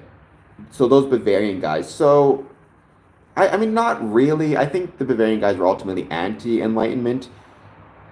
They did not like Freemasonry for a variety of reasons. They decided to start their own group. One of them is the Freemasonry of the Enlightenment, in my opinion, was based on practical, philosophical, and democratic ideals, right?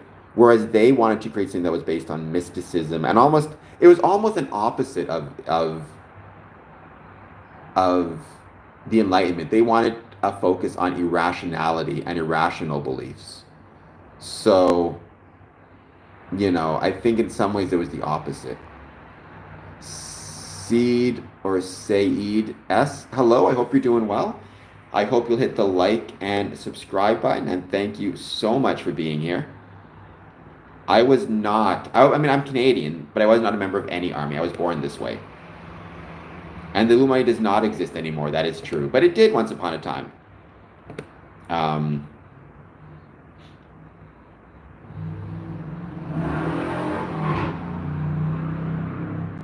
So central to Voltaire's complex kind of religious, philosophical ideals was liberty, right? In 1734, there's a lot of scandals. So what he wrote is, and I think I like the way he said this. I mean, but then again, I will say that I'm sure there are a lot of Illuminati people, like people who claim to be Illuminati or like the name and call themselves Illuminati or start a group in their garage, like Cameron's Illuminati Group 101, right? But it doesn't mean Illuminati exists as like an actual force of any sort. It just means that people like the name for some reason and wanted to maintain it. And also scammers use it, right? They'll send you a message saying, welcome to the Illuminati Group 101. Illuminati Masonic Order, you've been invited to join. It's a great honor. Goodbye, Dad. Like I said, if you want to, I'm looking at some different flight options. Once I have a flight option, I will let you know for sure. But thank you so much for joining.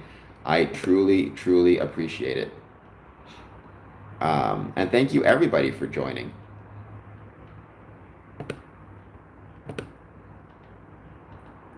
George, one of those. Well, that's what they say on some of these different groups. Smokey, welcome back, Smokey. Thank you for being here.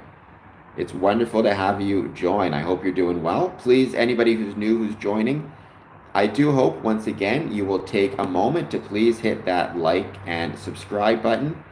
Talking about Voltaire. I mean, Neiman, I don't think George Soros is necessarily the biggest evil. I think the biggest evil is not even a person. I think the biggest evil is irrationality, failure to abide by reason, the opposite of Enlightenment principles, right? I don't think evil is actually a person or people. I think evil is a concept. Has anybody ever seen in this stream, and welcome if you're just joining, let's say we got some new people on, the movie from 2006 called Bug, B-U-G?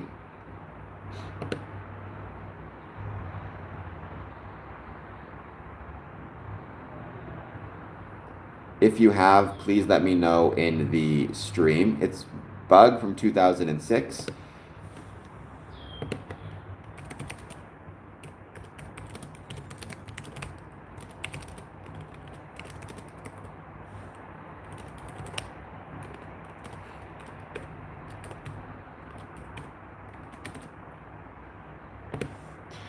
Neiman, because not A Bug's Life, no, Bug. Definitely different movies. I'll be right back in just 1 second. I'm going to see if I have it on my shelf here. I have books, but no. I don't have the DVD here. But, I'll take this for a second. But, I'm back.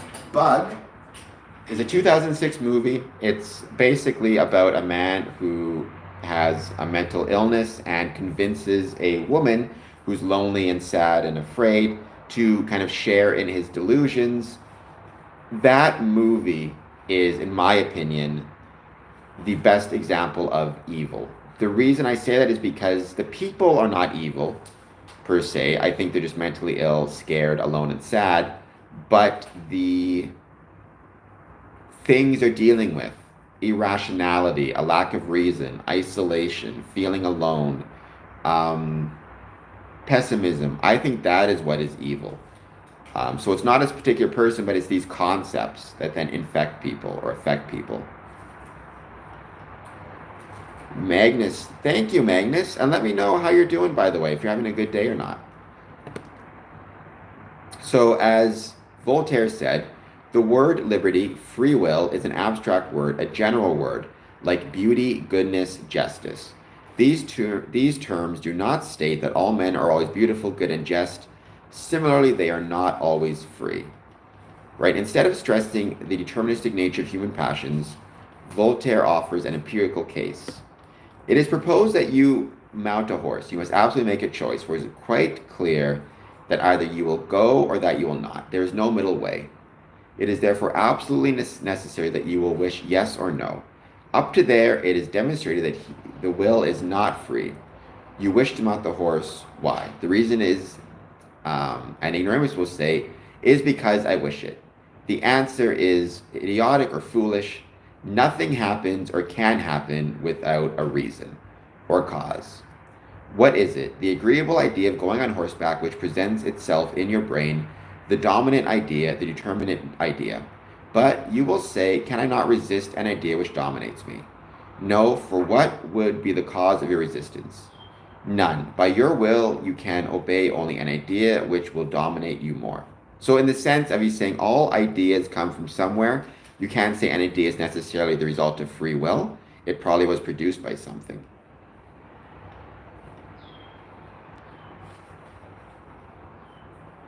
Welcome back, Kirk.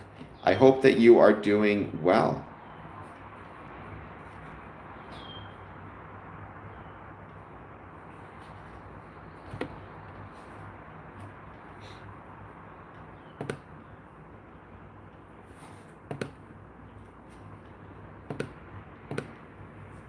I'm just getting something quickly. And by the way, what I was saying about evil, I 100% believe that Freemasonry can fight against that evil. And by promoting, again, democracy, reason, rationality, kindness.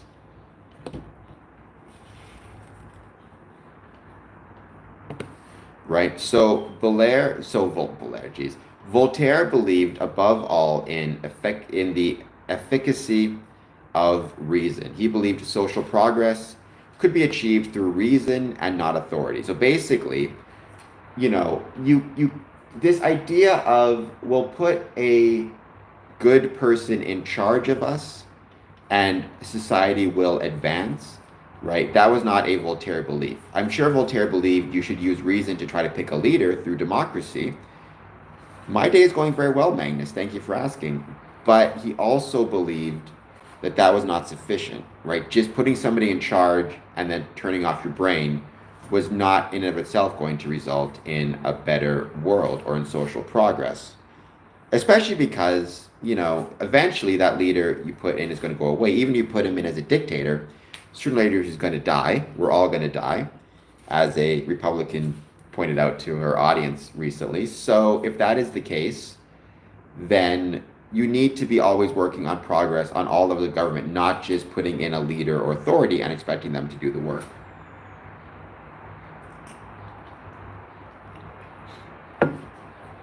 Right? He also emphasized, and this again is a Masonic principle, and the reason I love Voltaire, he emphasized in his work the importance of religious tolerance and of tolerance.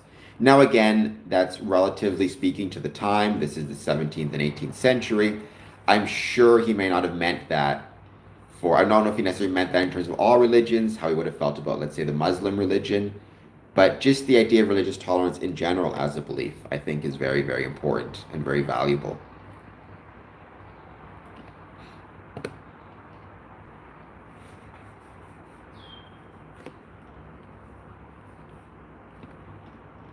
Voltaire contributed to the Enlightenment this idea of, he wrote on subjects, he wrote on metaphysics, he wrote on politics. His work was about liberty, progress, and equality.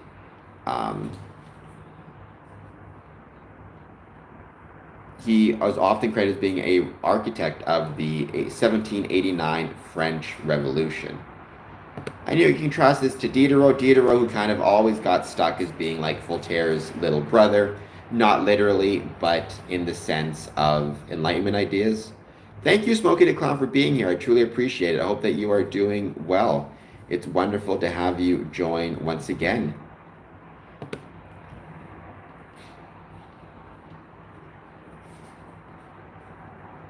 Right, they also, he was connected to Rousseau, John Locke, but Rousseau, I think of Lost once again. He was in prison for a time, so that makes him interesting.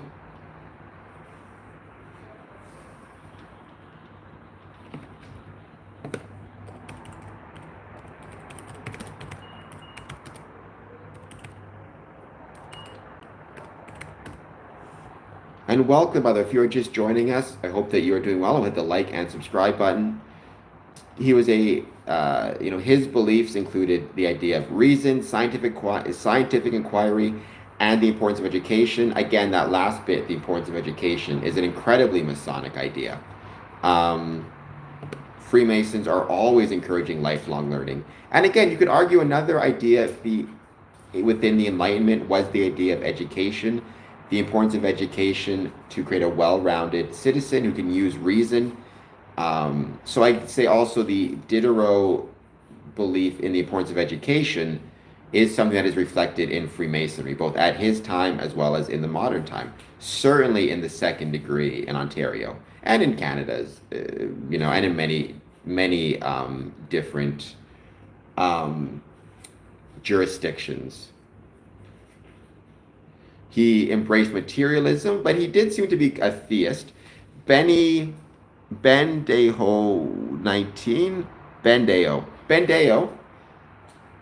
19 says, "Hail Canada." You got me saying something that could have got me in trouble there for a second. I'm going to call you Bend. Thank you. I love Canada. It's the greatest country in the world. Please take a moment to hit that like and subscribe button. I hope that you are doing well. And I agree, Canada is incredible. You got me. Normally I'm pretty good. I catch those things, but you got me that time.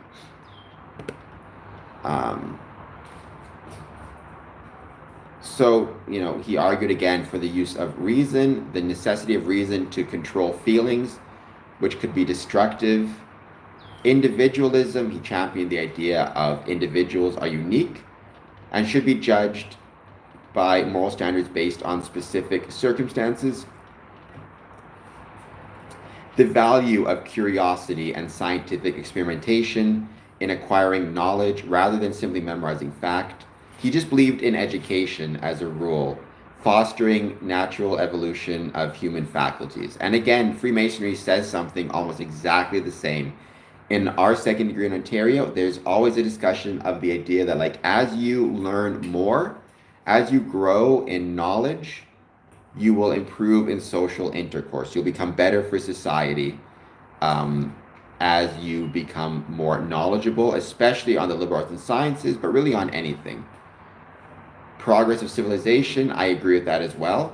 And that's a difference. A lot of people who I think are maybe anti-enlightenment or have a different view would say mankind's moral improvement is not based on the progress of civilization, but rather would say the progress of individual beliefs, or the more people who believe in God is kind of a moral improvement, as opposed to enlightenment ideas, which is how many people are eating, sleeping well, have a home.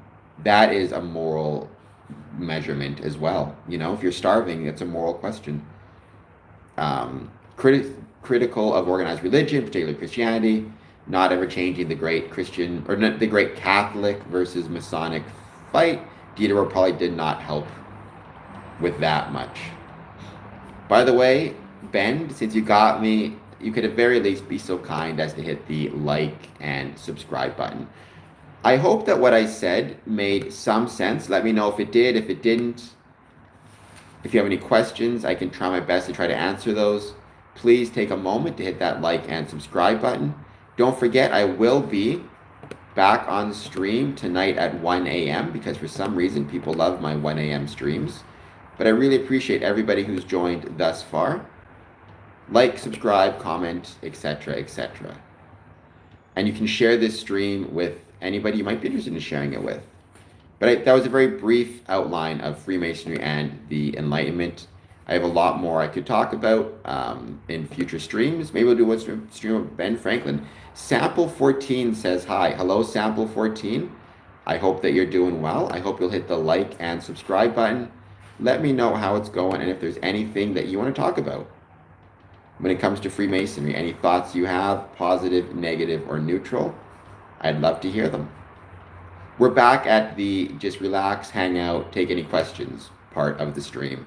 But let's talk about Freemasonry. Any thoughts, any comments, any ideas? To the Freemasons watching this, let me know if what I said made sense, if you agree, if you see the connection between Freemasonry and the Enlightenment. If you don't, I'd love to know.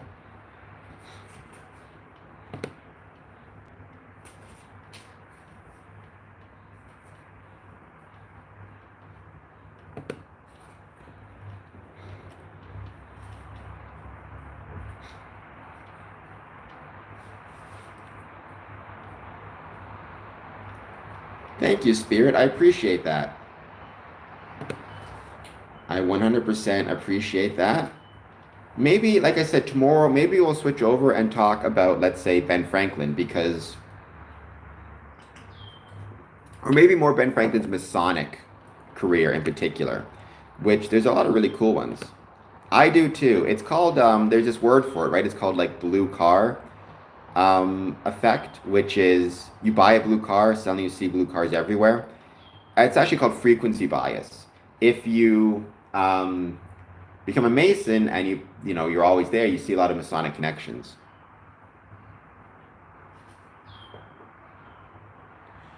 Thank you, Black Raven. By the way, Black Raven, I haven't checked your channel in a couple, feels like about a week or two. Forgive me. Are you back to doing streams once again? Did you get your stuff sorted out? Back to doing interviews? By the way, shout out anybody listening to this, watching this. Take a moment to click on Black Raven Meditation and subscribe to her channel. She's really cool people. She does some really cool stuff.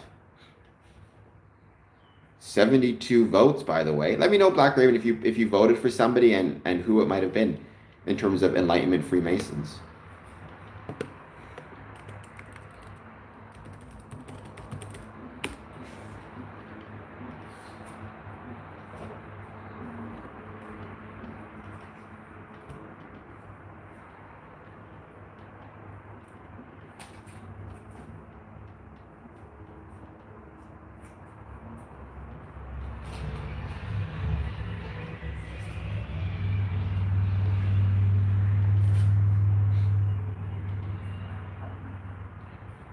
We're going to give it a bit more time. We're just going to see who else jumps on to join us. Please take a moment. If you are just joining us, hit that like and subscribe button. I am 1 or 2 subs away from 2,200 subs. So see if we get some people to join. I'm going to share this on a few spots. I don't believe so. Like, the name does sound to me very vaguely familiar, but I can't place it. So let me know if maybe there's something where I could find more information about him.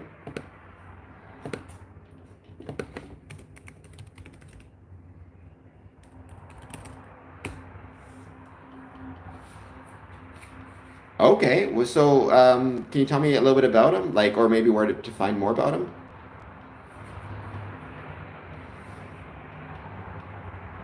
The rascal philosopher. Yes, he was known as kind of being a bit of a rascal. I like him too for that reason. I would say Voltaire is my favorite, though I like Diderot a lot. I think he might be a little bit underappreciated. He's always considered like Voltaire's younger brother, which, he's passed away now, but passed away for a couple hundred years, but to be known throughout all of history as like the lesser Voltaire must be kind of annoying.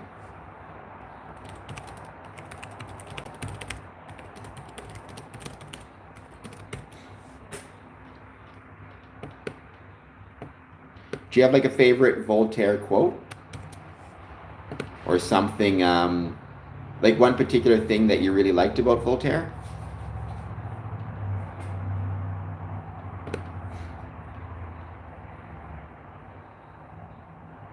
He is the underdog. I don't know to what extent he was the underdog in his own time, but he definitely, I feel like in history's viewpoint, became kind of an underdog, became the lesser known.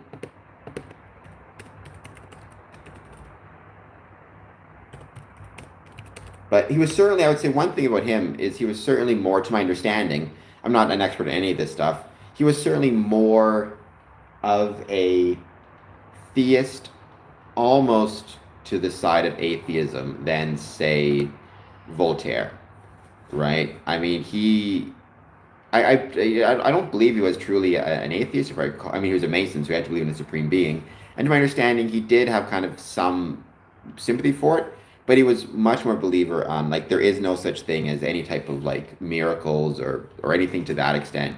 He believed the world or any need for an explanation for God. He believed that the world could be explained entirely through materialistic means and materialistic understanding. So that made him much more so than Voltaire, who I think Voltaire was a theist for certain, but I think he still believed there was room for a God or God in kind of a universal understanding of the universe. To my understandings, again. That's true. France is a good point. Oh, I will defend. Yeah, that's true. That's one that he said. That's probably the most famous one. I may not agree with what you said, but I will defend to the death the right to say it. I think something to that extent. ASWE said hello. Hello, ASWE. I hope you're doing well. Thank you for joining. I hope you'll hit the like and subscribe button if you're new to the stream.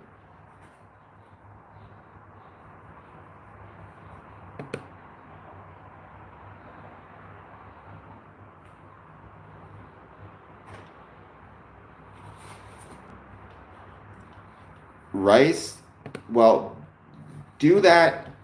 Let's call that step 2. Step 1, please hit the like and subscribe button. And then, I'm not a proud man, so whatever I need to do to get those likes and subscriptions, that's what I'll do. What's your favorite Ben Franklin quote? So I've used this a bunch because Ben Franklin said, beer is proof that God loves us and wants us to be happy. And I always change that to music is proof that God loves us and wants us to be happy. So I kind of changed that quote a little bit, but I still like it quite a bit. What else did he say that I liked a lot?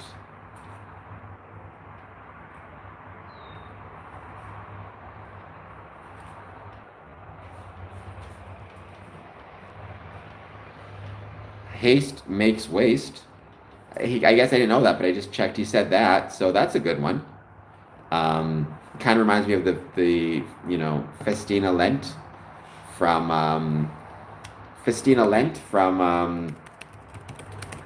Latin from Augustus. I mean, that must have pissed off the French to have this American show up and steal all their girls. But you can't help it, right?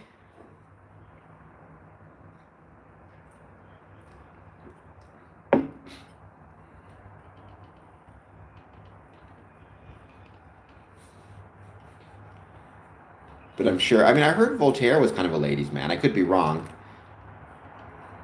but I've heard Voltaire was quite the ladies' man.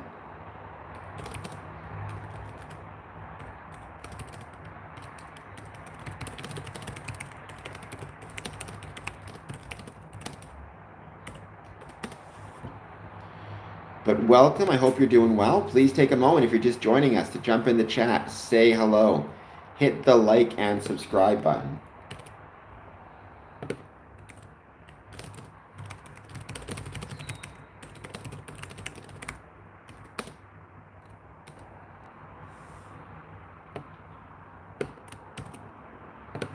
But I do hope everybody watching this is, wow, my stomach's growling. I thought I had a pretty decent breakfast, but apparently not. There you go, that, which is probably why I have no luck with the ladies. Well, free samples, that is gross. Let's just put you in timeout for a second.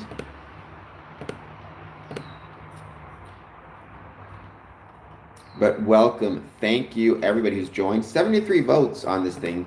By the way, there must be a lot of ladies in the stream right now, Black Raven, because Ben Franklin is at 40%. So he's winning. Then Voltaire at 26%, Mozart at 22%, Diderot at 12%.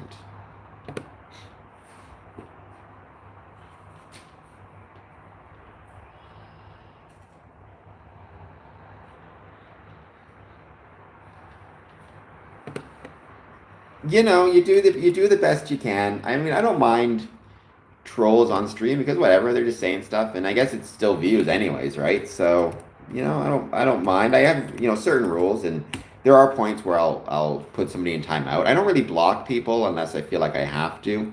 Time question period. As a rule, I do try my best to not block. I just put in timeout, but keeps things interesting, keeps things exciting. Yeah, it's been wonderful. Thank you so much. And 2,199 subscribers as of right now. So I'm one subscriber away from 2,200. So if anybody watching this and has not subscribed yet, what are you doing with your life? It's completely free to do. Live your life on the edge. You can even create, more accounts and do that. There you go. But what are you doing with your life? But let's give this another, let's say, hour or so. Well, maybe half hour. I do have a Masonic meeting tonight, which I have to go to.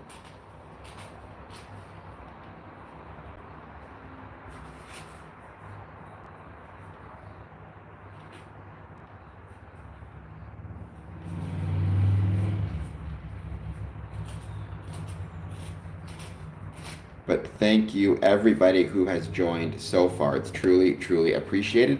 I think it's been a great stream. Occultist, what do you think about what I was talking about? What do you think about the Enlightenment as it relates to Freemasonry? And just how is your day going overall? I hope you're doing well, though, and having a great day.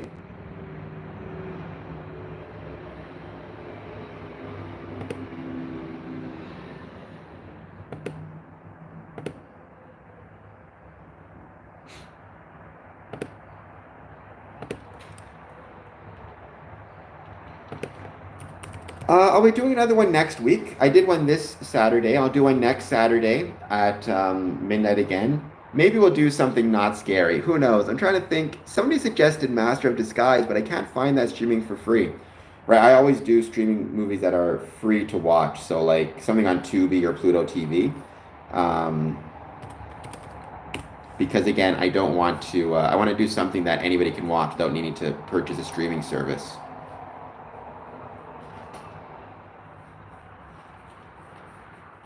But I do hope everybody watching this is doing well. I hope you'll hit that like and subscribe button if you're just joining. And yeah, and actually the other thing too, Black Raven, is for some reason, I don't know why, but I've been doing a few like 1 a.m. streams on this channel, 1 a.m. Eastern Standard Time on this channel, and it's getting a lot of people like showing up to it, a lot of new audience members, which I guess makes sense because maybe 1 a.m., there's less people streaming, but, so the audience has less places to go, so they find me easier. I don't know. But, yeah, I will do a 1 a.m. stream again tonight, probably. Which, who needs sleep, right? And I'm one of those people who I love staying up late. It's my favorite thing. Let's see if I can translate this. Mahmoud, please take a moment, if you can, to hit the like and subscribe button. I would truly, truly appreciate it. I'm 1 like away from 50 likes, and on my channel, I'm 1 sub away from 2,200. So that'd be really fun.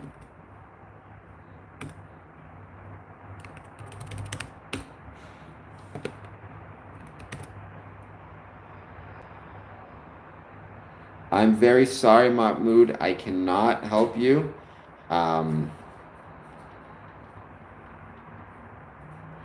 Yes, this channel, Square and Compass channel. Yeah, so I should be back at 1 a.m. just doing another live stream. I mean, it's going to be kind of touching on the same topics because I want to see if there's a difference between the 1 a.m. and the 1 p.m.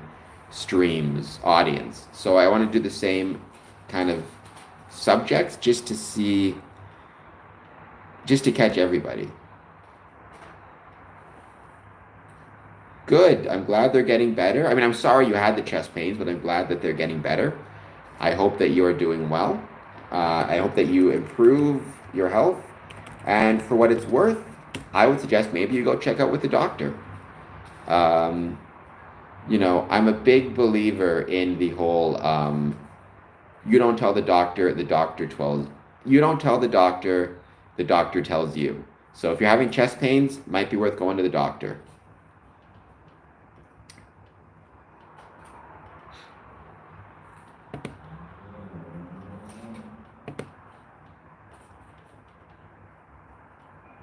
I hope everybody is doing well. Welcome. Oh, I disagree with you on that one, Combine or Combin or Coleman. I 100% believe in the doctors. Listen to the doctors. Do what they say. I went through COVID. I mean, to my knowledge, I never caught COVID. I was vaccinated. As soon as I could, I get my vaccines. I may have caught COVID and didn't know it. I mean, it's possible that I had very mild symptoms or whatever it is. But whenever I tested for COVID while I was traveling, to my knowledge, I never caught it. But well, that's true. We can go to the doctors. We have a single payer system. So, which by the way, I 100% support having a single payer system. So, I believe, and again, this is me speaking for myself. This is speaking on behalf of Masonry. I can't understand the benefit of a for-private or for-profit medical system. That seems crazy to me. But thank you everybody for joining and being here. I truly, truly appreciate it. I hope everybody's having a great day. I hope you had a great weekend. I hope, as always, if you get the chance, you'll hit that like and subscribe button. Let me know how it's going, and let me know if there's anything you guys want to chat about. But talking about doctors, here's what I will also say. I've done a lot of research on this. People don't realize that, there are so many health benefits to being part of a civic group, civic culture, including Freemasonry. You're less likely to suffer from diseases. You're more likely to recover if you do suffer from a disease. They say if you're lonely, it's as dangerous as if you... they say being lonely is as dangerous as...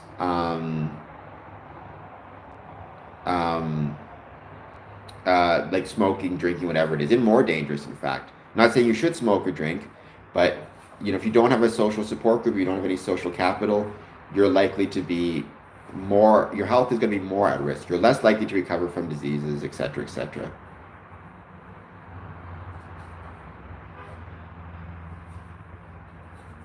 I've worked with a doctor. I mean, I'm sure there were some doctors who didn't agree with the COVID protocols. I'm sure there were some doctors who, it seems like the majority of doctors agreed with it, though.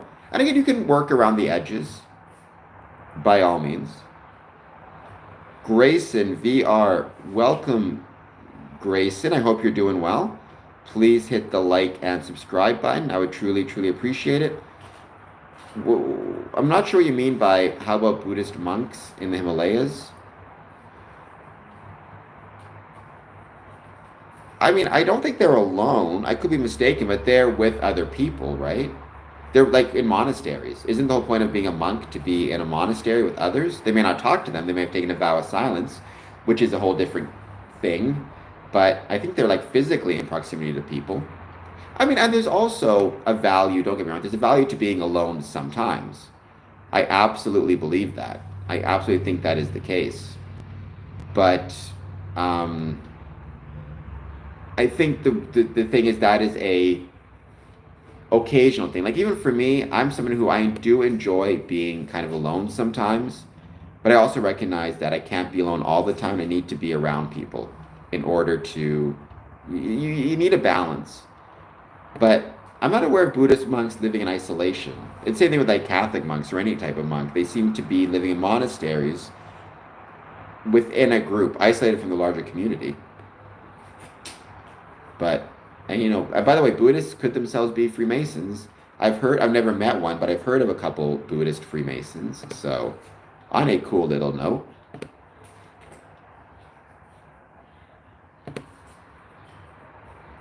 In some ways, that is that can be a really good way to feel. Having a small circle is all you need, right? It's not suggesting that you have to be with 30, 40... You have to have a friend group of 500 people. Having a friend group of maybe 10 or 15 or whatever it is might be sufficient.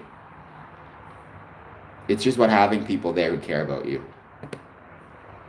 right? That stuff does absolutely really matter. Hey, those 85-year-olds can do that stuff. That does not surprise me at all. Not even a little bit. They know how to do it.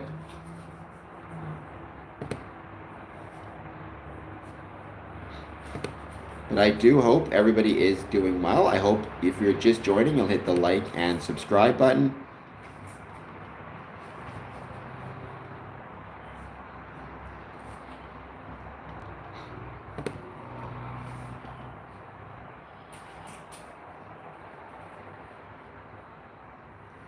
Not near me now, but where I used to live, it's in the same province. It's just up north.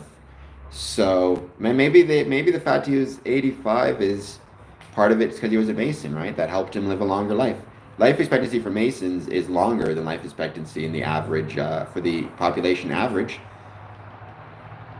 So I don't know what's causing them. I think it was a lot of different factors, but certainly I think it's been drier. But my dad's been affected by them a little bit. The smoke has been billowing down, so it's definitely affected him a little bit.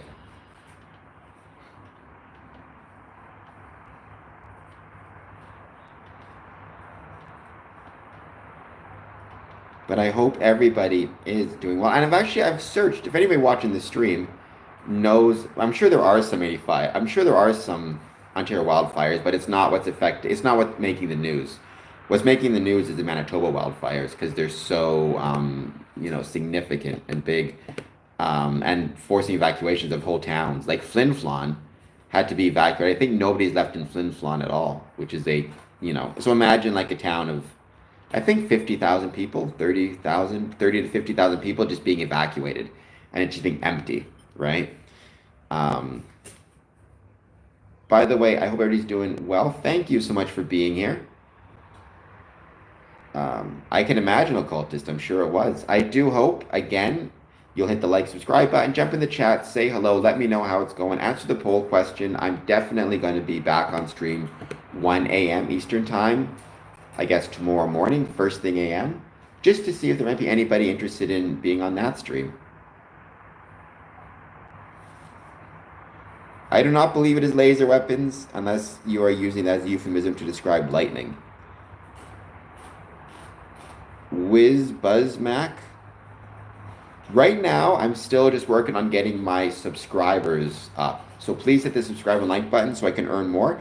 I do have a Patreon, patreon.com/square and compass, which I'm also trying to grow. The wet guy. I look like a very handsome sack of balls, the wet guy. All right, just for the record, I look like a very handsome sack. And by the way, who are you to judge? You're all wet based on your name. So being awfully judgmental over here. At least I'm dry. Onyx, they can be. I mean, I've seen the Northern Lights a couple of times. They were really bright in Winnipeg. When I saw them a couple of times. So please take a moment, hit the like and the subscribe button. But I hope everybody is doing well. Thank you for being here.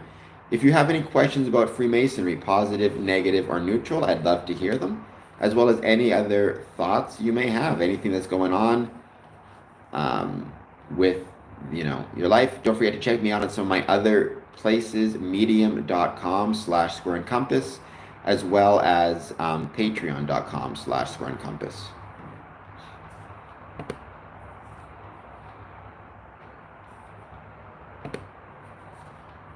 13? I think that's what that says. I got to be quick. I used to be a stand-up comic, so I got to be quick on my feet like that, I don't even have feet. Got to be quick on my wheels like that, I like to think I'm pretty good at the comebacks and stuff like that. Keeps things more interesting, right? If I just block people right away, it's no fun. It's not that enjoyable. Dylan, hello, Dylan. Welcome. Thank you for joining us. Since you're new, if you haven't heard me say it yet, please hit the like and subscribe button. We do this stream to talk about Freemasonry. So any thoughts you have on Freemasonry, positive, negative, or neutral, I would love to hear them. I've been a Freemason since 2007. I certainly don't know everything about Freemasonry, um, but I do know some things about it. I've been a Mason for long enough that I have my own certainly ideas and philosophies on it. So Dylan, let me know if you have any questions.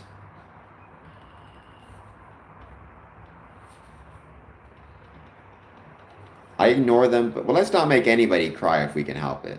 Let's keep the thoughts nice and happy.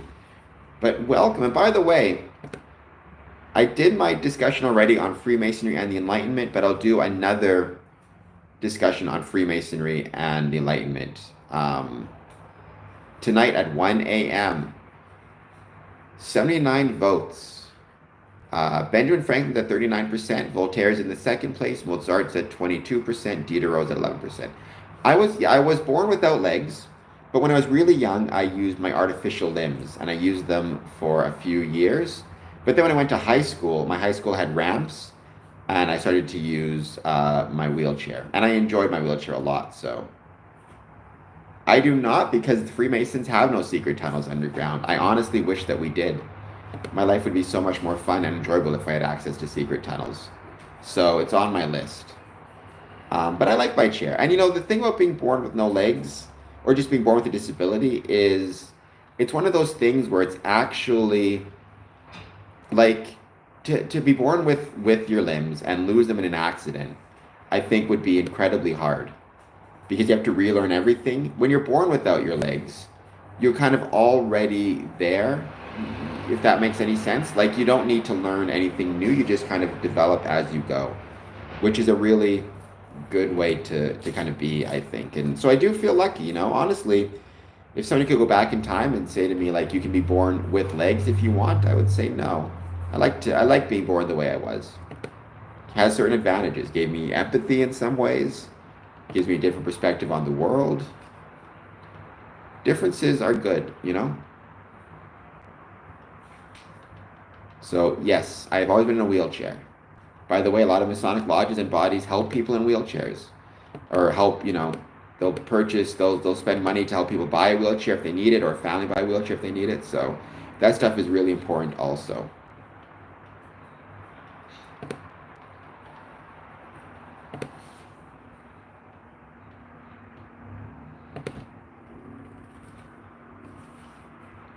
Thank you, Combine. I appreciate it very much. Good seeing you as well. I hope you're doing well, and I hope that you will. As always, please, share the stream, comment, all that good stuff. Thank you, MessyFan_10. I truly, truly appreciate that. I hope that you're doing well. I hope you'll hit the like and well, you already hit the subscribe button, so hit that like button as well. Answer our enlightenment poll, and let me know if you have any questions about Freemasonry. It's going well. There's a show coming up in a couple weeks. I can't wait for that. It's going to be a really great few days. Thank you, Messi fan. When you say Messi fan, is that the football player / soccer player / pick your term? Is that, Ronaldo Messi? Is that the name? I'm not a soccer fan, so if I got the name wrong, please forgive me.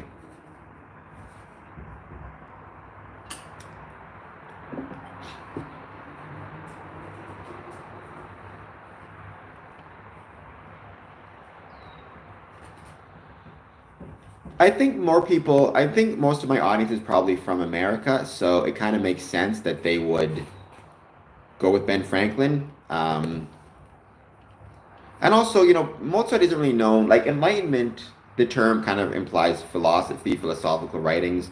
Mozart was obviously a composer and a musician, so, that may give Ben Franklin the edge there as well, which would not shock me.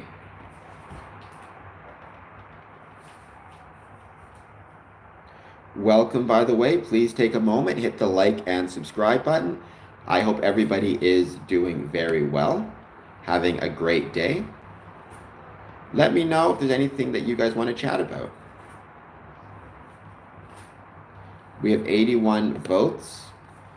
Like I said, tonight at the 1 a.m., I'm going to be doing a stream about the same topic, because I'm curious if there is a significantly different audience that may, want to talk, so I can cover the same topic twice for potentially different audience members.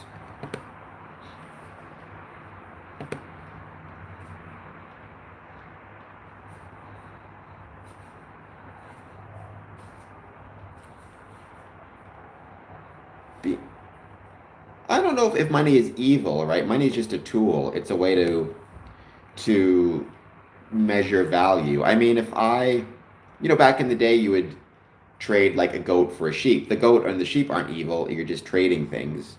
Now it's easier to use money to do that. I would say the root of evil, even in the biblical interpretation, from what I understand, and I haven't read this in ages, it's not that the money is the root of evil, it's that the love of money is the root of evil. It's the desire. It's wanting money more so than you want to be a good person, more so than you want to make the world a better place. That is the root of evil. And I agree with that. I think a desire for material possessions or material wealth at a cost of being a good person is absolutely the root of evil. But I don't think money in and of itself is necessarily evil. Certainly you need a base amount to just be able to survive, right? So I think that's something really important to keep in mind as well.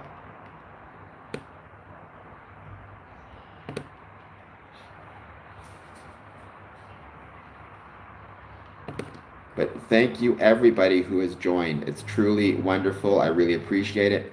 Please, as always, take a moment to hit that like button, hit that subscribe button. If you're just joining and you're new, let me know how it's going. If there's anything you want to chat about when it comes to Freemasonry. Positive, negative, neutral, etc., etc. It's wonderful to have so many people join the stream, though. It's been an absolute blast. London Nights. Okay, I used to live in London. I lived in London for a minute, for a good old minute. So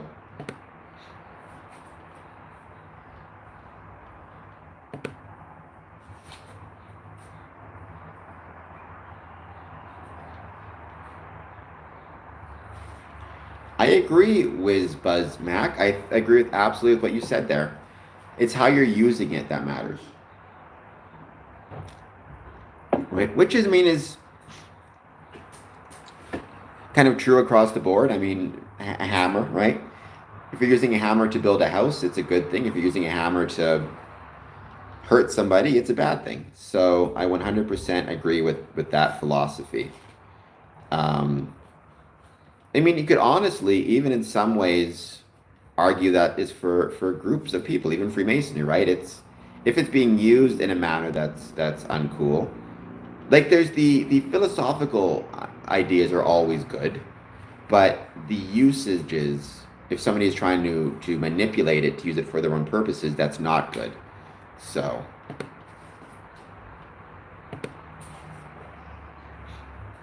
if that made any sense at all. 82 votes. Benjamin Franklin is still in the lead at 39%, Voltaire 28%, Mozart 22%, Diderot 11%. So maybe the next person I should talk about is Ben Franklin on the stream.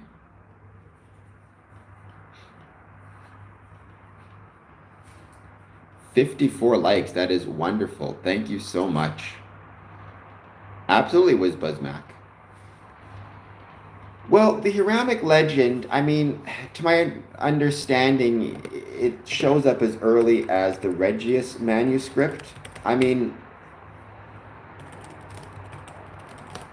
to my point of view, Hiram was not ever actually a real person.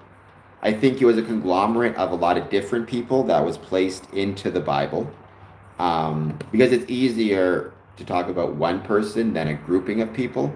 He was mentioned in the Bible in 1 Kings 7:13, or I don't know how to cite Bible verses. I don't know if you cite it as 1 Kings 7:13 or 1 Kings 7:13 and 14, and 2 Chronicles or 2 Chronicles 2:14, described as a widow's son of Naphtali, skilled craftsman, working with brass.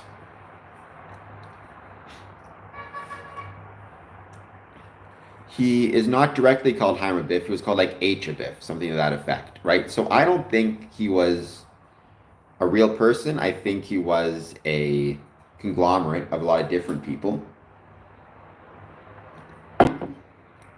I believe he goes back to,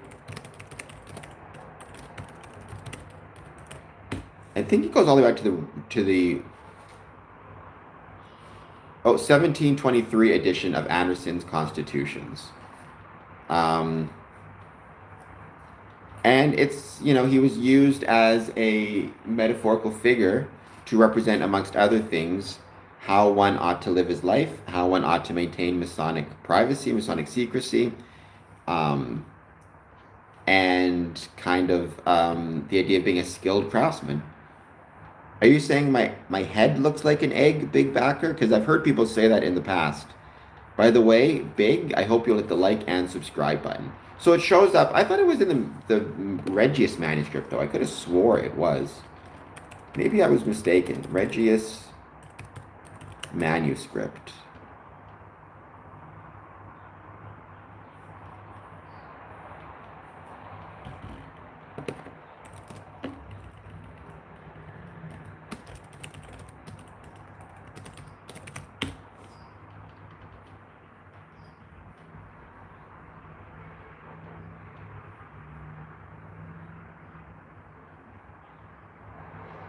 Oh, the Dowland manuscript of 1550. Okay. So a 1550 manuscript, or the Dowland manuscript, is the first time where Hiram Abiff gets mentioned. But again, from a metaphorical perspective, his story, particularly the end of his story, is used as an allegory for how a Mason ought to live his life. It looks like the actual creation of the degree was the Anderson Constitution in 1723. Because initially there was 2 degrees. There was the first and second degree for the longest time. The third degree was a later invention, but still very early in Masonic history, 1723. I don't mind when people make fun of me, Masonic Courtney. It's all right. I just appreciate them being here. And thank you, Masonic Courtney, for joining as always. It's wonderful to have you. And I very much look forward to seeing you continue on your Masonic journey. JISAHC Yisak. Hello, I hope you're doing well. That is true. Some else do lay eggs. I do hope Yisak and Big Backer, you guys will hit the like and subscribe button. Thank you so much for joining. It's wonderful to have you. I like to think they're pretty decent eyes. Thank you. I appreciate that. That's very kind of you, Big Backer.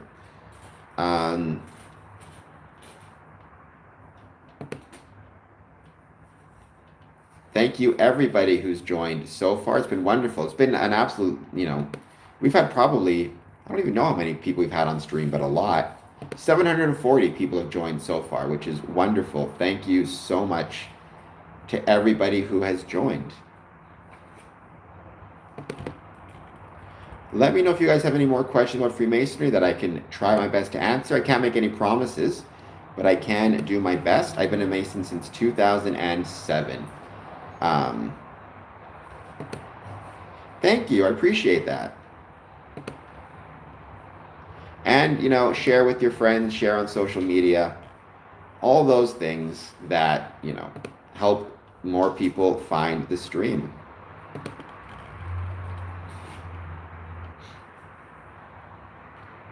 Azazel was a angel, if I recall correctly. He's not mentioned, to my knowledge, if I recall, in any Masonic ceremonies I've been a part of, but I have not been a part of every Masonic ceremony. But none I've seen or none I've heard. He was I forget now, right? He was an angel, or was it the devil?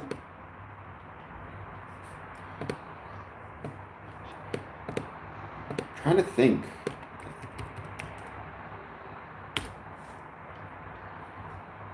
No, a scapegoat, a male goat that was sent to the wilderness bearing the sins of the Jewish people on Yom Kippur. Okay. I did not, I don't know much about it.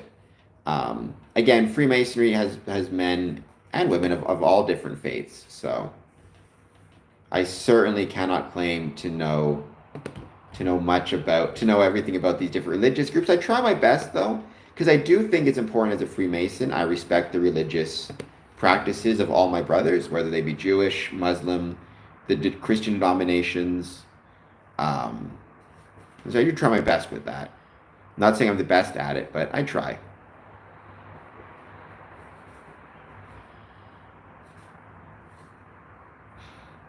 Thank you so much, everybody who has joined. I truly appreciate it. I hope everybody is doing well. You know, one thing we used to do as Freemasons is have divine services, which I'd like to get back to. I think those would be very valuable and useful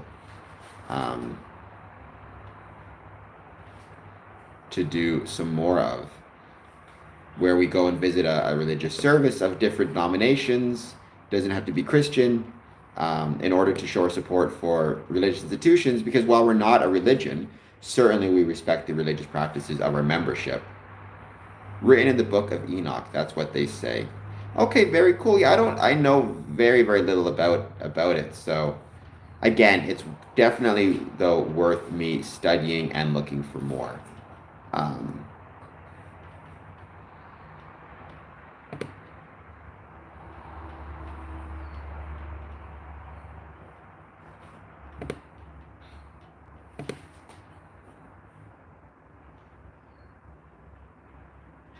But it has been, yeah, an absolutely wonderful stream. Thank you so much to everybody who's taken the time to join. It's been a blast, and it's wonderful seeing so many people join, so many people answer the poll question. Like I said, we'll be back on at 1 a.m. tonight. We'll see how that goes and how many people we get showing up, but I'm sure it's going to be a lot of fun also. I had on my YouTube page, let's see, I did a poll about whether people watch the streams at 1 a.m. or 1 p.m. Mr. UFO 770 says hello. Hello, Mr. UFO. I hope you're doing well. I hope you take a moment, hit the like and subscribe button. Let me know how it's going. If there's anything you want to talk about when it comes to Freemasonry, any thoughts you have, positive, negative, or neutral, I would love to hear them.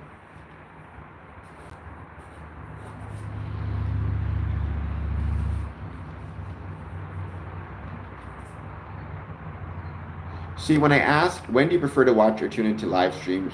1 a.m. Eastern got 67% of the votes. 1 p.m. Eastern during the day got 33% of the votes.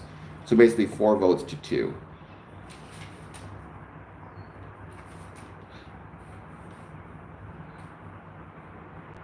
Taught humans how to make weapons and ornaments, including sword, knives, shields. So he was almost a Prometheus-style figure, you could say. Which is really, really interesting and really, really cool.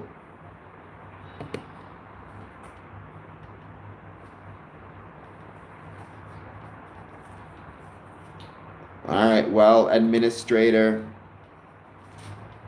first hit the like and subscribe button, then do that, and I'm going to put you in a timeout. You can do 2 things at once. You can do that and hit the like and subscribe button. It's perfectly possible. Just learn how to multitask, you know? Learn how to multitask.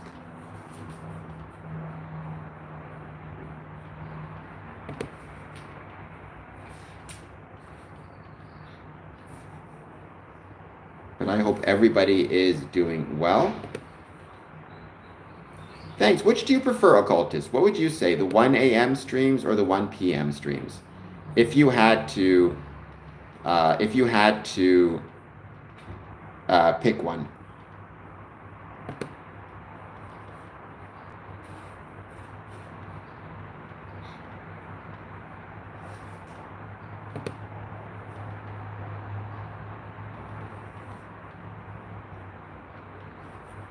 I have no idea. I feel like those numbers mean something else. Muggin? I feel like those mean something else, Muggin. But I do appreciate you being here. I hope you'll hit the like and subscribe button. We're here to chat about Freemasonry. So any thoughts you have on Freemasonry, Positive, negative, or neutral, please let me know.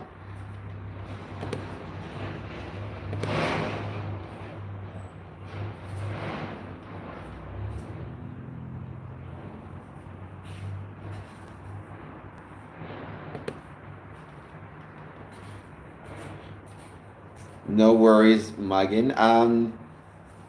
See, it's funny because I would think 1 p.m. would make sense as well, Muggin.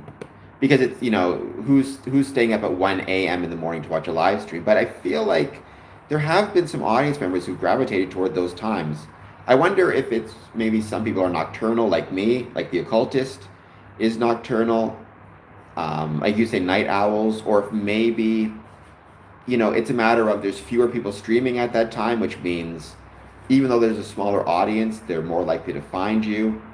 I mean, it's very interesting, and I don't know what the answer is, to be honest, but I'd be really curious to know.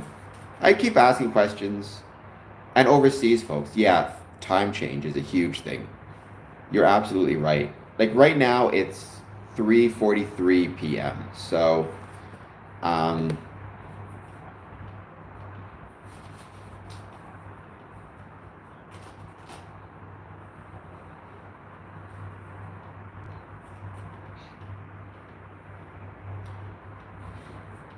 do you have, by the way, the Muggin Journey, a favorite Enlightenment Freemason? Well, let's go back to discussing favorite Enlightenment Freemason. Voltaire, Benjamin Franklin, Mozart, Diderot. So, Whiz Buzz Mac, I forget if you said above, but did you have a vote? And if you did, which one did you pick? Or did you vote yet? What type of stuff do you normally check out the Muggin? Because this stream is about Freemasonry.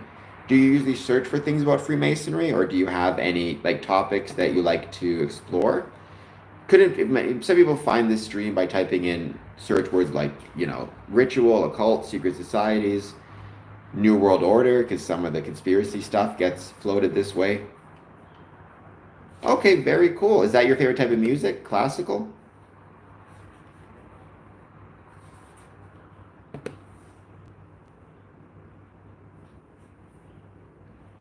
Well, I'm glad you decided to stick around. Thank you, YouTube, for having people stick around. I truly, truly appreciate it. I mean, did you know that Mozart was a Freemason? You say that you used to listen to him a lot back in the day. One of our famous Masonic brothers, I guess I should say. Nice. Dyslexia kicks my AHH, my ah. I mean, you know what? Nothing but credit then and respect for you though for being here, for being able to type, for being able to like. It's not easy, I'd imagine, to have to learn how to read while also dealing with dyslexia. I'm sure it would be incredibly challenging. So, nothing but respect to you. Nothing but respect to the work that it takes to do that. You should be really proud of yourself. Freemasonry, actually, the Scottish Rite organizes a lot of schools to help children learn to read who have dyslexia. It's one of the things I love about Freemasonry, and I volunteered there many years. So, yeah, it's really, really cool.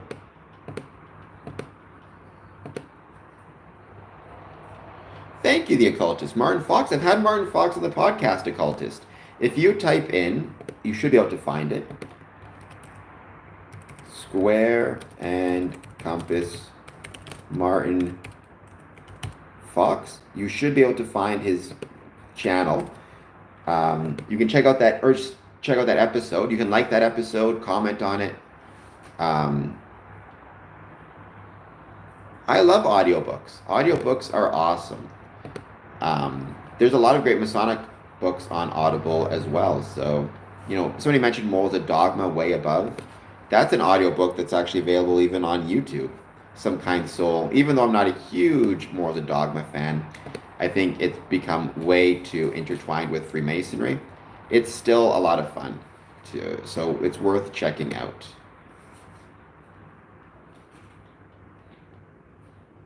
I've had him on twice, actually, and he's a really cool guy. I like him a lot. So, yeah, it was a lot of fun to have him join the stream. Welcome if you are just jumping on. I hope that you are doing well. Thank you so much for being here. And answer the poll question if you could. Let me know if you have any questions about Freemasonry. Martin Fox, anybody wants to check him out as well. Martin Fox is out of the UK, United Kingdom. Even though his name is spelled Faulks, you pronounce it Fox, like Fox and Henhouse. So, and he does a lot of Masonic publishing. So if you're a Mason, you're looking for some books to help in your Masonic career, Martin Fox is a great place to go. Priscilla is back. Welcome back, Priscilla. Thank you for joining once again. Terrence, what is your YouTube channel all about? And Terrence, if you can subscribe to mine, I would be happy. I'm not saying sub for sub or nothing, but I would be happy to check your stuff out as well. Do you talk about Freemasonry on your YouTube channel?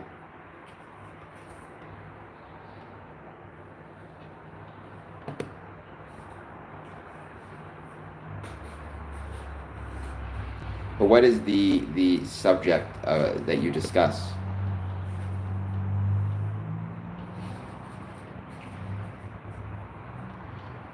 It's raining tacos? I don't know what that means. Is that like it's raining cats and dogs? Independent puppy. That is true. Independent puppy. I agree. I feel like I remember your name if you've been on before. So Independent Puppy, hope you hit the like and subscribe something. Yeah, I think occult has taken on, unfortunately, I do remember you, has taken on, unfortunately, very like unnecessarily dark connotations for a lot of people, right? Occult, because Christianity was occult, right? For many years in ancient Rome and Greece. Well, ancient Rome, right? Christianity was an occult practice. There are reasons, like if I had a family recipe and I don't share it with the public, the family recipe, you could consider it's occult. It's a piece of knowledge that's hidden that I'm not showing to other people, but that doesn't mean that it's occult in the sense of like mysterious or scary or spooky. There are reasons sometimes why it's worth maintaining privacy of certain things. In Freemasonry, it's to maintain the connections between our membership. The occultist would agree, since that's his name after all. But yeah, the occultist gets what I'm saying. I do remember you, Priscilla. It's great to have you back once again. I'm glad you found a method to sleep faster. That is awesome as well. To everybody watching this, thank you so much for being here. I truly appreciate it. I hope you'll take a moment to please hit that like and subscribe button. I hope you'll join me as well tonight at my 1 a.m. stream.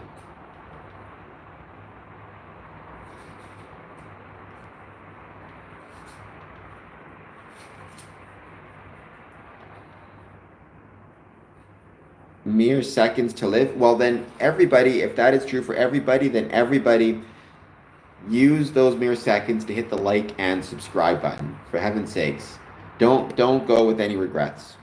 One of my favorite stories, and this is kind of a Masonic story as well, about that idea of like, what if you found out today was going to be your last day or something to that effect. I was, so there was this priest or this pastor, right? And he went out. So there are a bunch of kids playing soccer. And the priest went out to the kids playing soccer. And the priest asked the kids, if you found out that in the next hour, Jesus was going to come down and it was the end of the world, basically. Lem here, Earls, how you doing? Thank you for being here. I hope you're doing well. So he went out to these kids, said, the world is going to end in an hour. Jesus is coming. What would you do? And some of the kids said, I would go and pray for forgiveness. Some said, I would ask people I'd hurt for forgiveness. I'd offer forgiveness. Some said, I would go hug my mom. Some said, like, they said all these different things they would do. And then this one kid said, I would just keep playing soccer. And the other kids asked him, what do you mean? And he said, well, I've already asked everyone for forgiveness, and I need to ask for forgiveness. I've already, told my mom I love her. I've already forgiven everyone I need to forgive. I've done everything that I feel like I need to do, so I'm just going to keep doing what I'm doing now and enjoying myself. And to me, that's kind of how I always like to think of life. It's like if somebody came to me and said the world is going to end in 1 hour, hopefully I've told everybody that I need to tell that I love them, right? Hopefully I've asked for forgiveness from those I need to ask for forgiveness from. Hopefully I've forgiven those I need to forgive. And hopefully I've lived my life in such a way that if the world were to suddenly end, it would end without me having any regrets. That's my goal. I don't always succeed and make it. I certainly have failed many times, but I think that's a good attitude by which one can live one's life. Girly, hello Girly. I hope you're doing well. I hope you'll hit the like and subscribe button, please. And thank you so much for being here. And everybody who's joining them here, I hope you hit the like and subscribe button. Secret, it has been a while. I think I remember you. And vote on favorite Enlightenment Freemason. Let me know which one it is.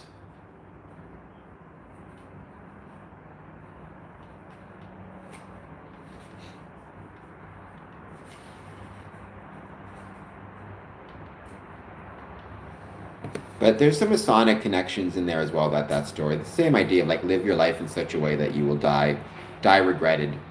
Live your life in such a way that when you die, others will regret that you're passing, but you will not regret. Okay, well, welcome back. It's wonderful to have you return once again. Thank you so much for being here. As always, I hope you're doing well. I hope everybody watching this is doing well.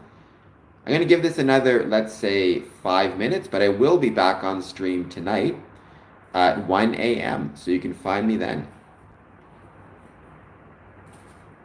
I agree with that 100%. I think we should absolutely do that. We should 100% treat others the way we would wish to be treated ourselves.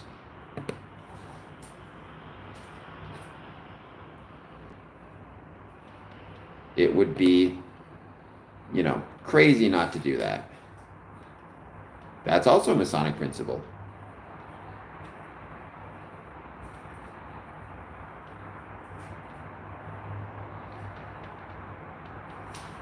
So, independent, secret. Let me know how you guys are doing. Let me know if you voted on the favorite Enlightenment Freemason and which one you picked. I would love to know.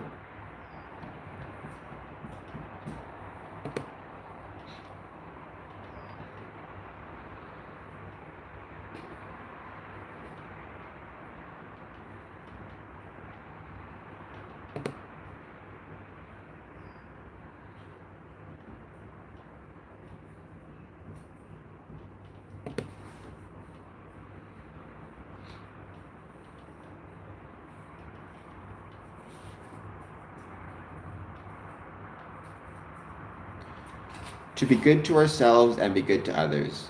I think, that makes sense to me. I think that might be the purpose of being alive. What I've often said is the purpose of being a Freemason is, or the belief behind Freemasonry is the belief that the world can be made better through the application of, or the world can be made better through the practice of brotherly love, relief, and truth, which is one thing I 100% believe. Hello, Kirk. It's good to see you. Welcome everybody who's just joining us. It's not too late. The stream is going to go for 5 minutes. We're going to hit the like and subscribe button. Simpsons reference, right, Couscous? That's a Simpsons reference, for sure. Please take a moment, Couscous, Kirk the Ripper Hammond, everybody else watching this, if you have not done so yet, hit the like and subscribe button. I would truly appreciate it. Are you Australian? Because that looks like... I'm trying to see what your profile pic is. I can't tell. For a second, I thought that was a kangaroo. Dog. Okay, dog is what it is. Took me a second to be able to see it. Thank you, Kirk the Ripper. Chihuahua. Okay. For a second, I was thinking kangaroo for some reason. And by the way, I wash myself with a rag on a stick as well. So, honestly, what I used to do, this is going to be embarrassing, but I'll be honest. because I have nothing to hide. What I used to do back in the day when I was going to school and like university, I would wake up in the morning, put on clothes, I'd spray Febreze in the air in front of me and wheel through it. Um, is what I did. Who was the teacher of Alexander the Great? Aristotle, right? Aristotle was the teacher of Alexander the Great. Good for you, Kirk. I love cats. Bandit is my cat, and Bandit is incredible. So, and thank you, Couscous.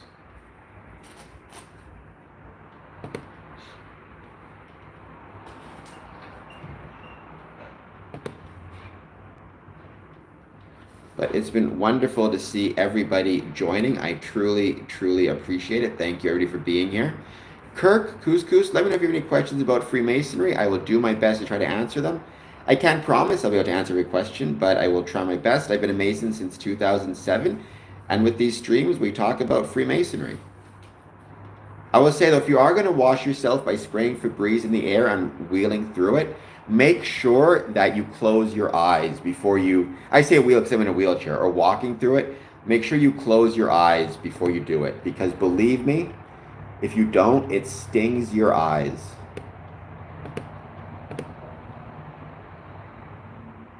Do you mean the voting link or which link? Because sometimes hyperlinks don't work. You may have to hit the like and you may have to, sorry, copy and paste. Oh, I'm not sure. Maybe try copying and pasting. Here, let me. I'll just write it down one more time, and you can copy and paste the actual text itself into your browser. Hopefully that will work, because sometimes I know the links don't work. squareandcompass.ca/contact. Oh, Medium. Okay. Type in to Google Medium, Square, and Compass. Copy and paste that into your search engine, and you should be taken to it. And then you can follow on Medium. Sean's non-existent hairline. You might have a hairline. I don't know. That's really cool. Thank you for sharing that, Couscous. And yeah, Medium is a very cool site. And Sean, first of all, I hope your hairline becomes in existence once again. And second, I hope that you will hit the like and subscribe button. Well, I mean, he wasn't literally the son of Zeus. He was the son of, oh my gosh, I can't think of his father's name. The king of Macedonia before him. Philip. He was the son of King Philip, if I recall correctly. But obviously, you know, for various propagandist reasons, they wanted to, you know, say he was a son of Zeus. I think his mother tried to promote that for various reasons. You left your hairline in Turkey? Is that like I left my heart in San Francisco? Or is that from one of those advertisements you always see of guys being like, I went to Turkey for a hair transplant, now I do it in America? But if I recall correctly, it was Philip that it was his father in reality. And the myth of being fathered by Zeus was more for, was more about getting, you know, creating an aura around him.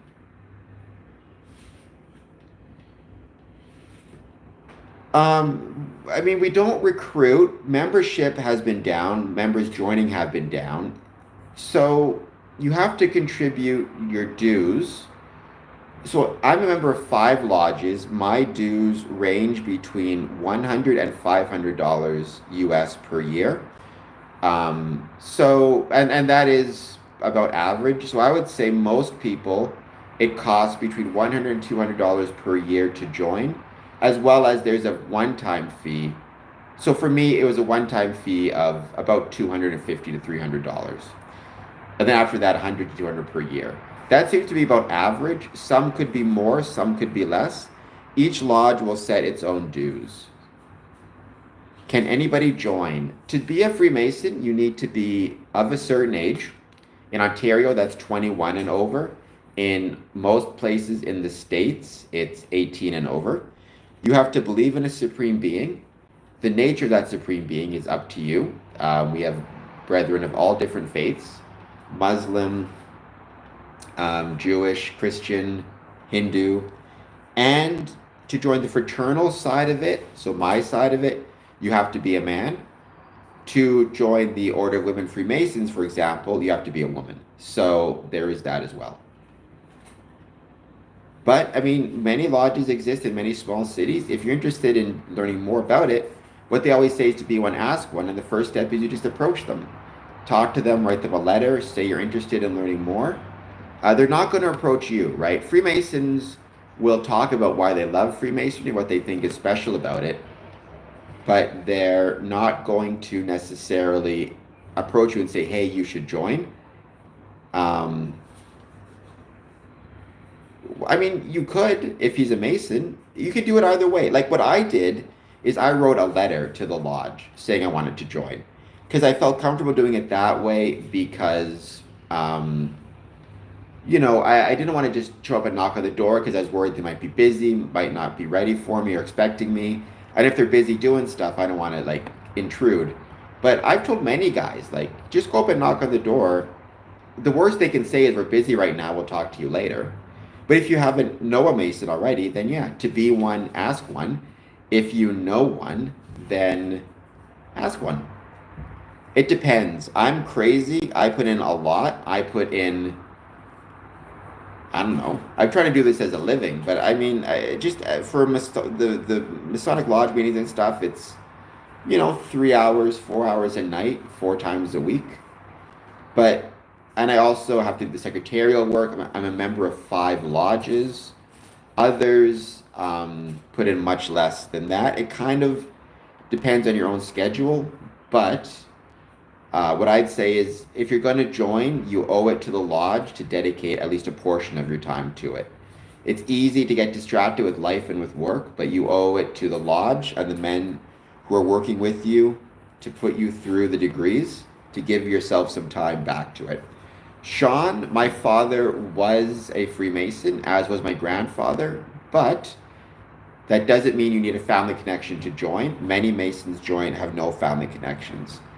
Joe Money, he is not, for me, I am not a Christian. I believe in a supreme being, but I do not necessarily believe in, I believe Jesus Christ was a real person who existed, but I do not believe, for example, that he rose from the dead, or any of the more Christian tenets or mythological elements of Christianity. But I do believe in a supreme being, and Freemasonry has many men of many faiths. Christian certainly is in there. I'd say the default religion in a Masonic lodge is Christian. Like if you go around and ask the beliefs. Fazlu. I mean, I don't know. I don't have a particular faith. I have, I'll be honest, and I'm speaking for myself, found some very interesting things in the Muslim faith that I find compelling, but I don't really have a faith. I believe in a supreme being. I believe that there's something beyond us that cares about us and hopes that we do well. But beyond that, I kind of question almost any faith. I have many questions. I'm not necessarily sure I accept any of the tenets of any of them. But welcome. Thank you for being here. Fazlu, I hope you will hit the like and subscribe button. I'll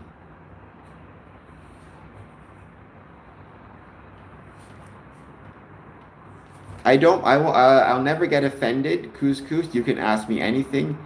That is baloney. Which is what I assumed when you said bull, right? It is baloney. I mean, I have been to, I tried to do the math in my head. I have been to approximately 3,000 Masonic events, Masonic meetings, Masonic rituals, Masonic meetings, and at no point have I ever came across any feces, either real or mentioned or implied. So that is simply not the case. So I appreciate you asking me that, though, Couscous. Finny, can we say a prayer? You're welcome to if you'd like, certainly. I'd be very honored if you were to say a prayer for me. Um, Bobby. Um, I don't know what that means, but what I'm going to take that as meaning is hit the like and subscribe button.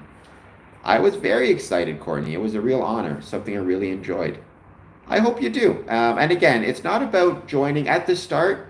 Make the focus just being on, do I enjoy hanging out with these people? That's what matters. That's the most important thing. So that's what you should focus on. Um, I mean, I have a lot of respect for religion and religious belief and those who are dedicated to their religion. I think, again, when I talk about the Muslim faith, one thing I found very interesting is the sacrificial like not the sacrifice, the idea of like you have to pray 5 times a day at this time and this way. I do have a lot of respect for that and people who are faithful to those kind of strict rules. I think it shows a level of discipline that is something I admire. Um, but I have respect for everybody's, religion and them believing what they believe. I think it's a really good thing and something they should be very proud of.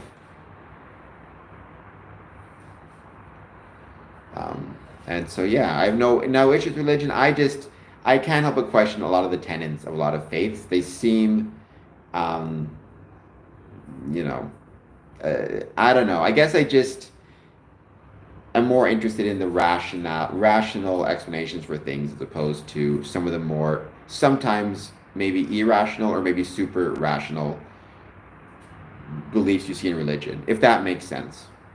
But yeah, go down there. It depends. There is no straight answer. It depends on how busy the lodge is, how much work they have to do. I will say, there is a real push amongst Masonic lodges to take your time. So back when I joined in 2007, it was very common for a situation where I show up to lodge. Um, I'm interested in joining. I say I'm interested in joining. They give me an application. It gets signed that day. A month later, my investigation is done, and a month after that, I join, and the whole thing takes like 2 months. Now, Grand Lodges are really encouraging lodges to take a bit more time getting to know somebody before they give him an application. Um, and then after he hands in the application, still getting to know him before they do his first degree. So it can take, a bit of time. I'd say the average seems to be about 5 months from application to acceptance. But sometimes it can take a couple, a year. Sometimes it can even take longer if the lodge is really, really busy. But however long time it takes, spend it getting to know the guys of the lodge. Go to their special events, support them by going to their banquets, even if it costs a couple bucks. That stuff I think is really important and really beneficial. And it shows you care, right? So, by the way, if you are just joining us, thank you so much for being here. Please take a moment, hit that like and subscribe button. Let me know if there's anything you want to talk about. We'll give it another, let's say, 5-10 minutes. Then I will be ending this stream, but there'll be another stream tonight at 1 a.m., excuse me.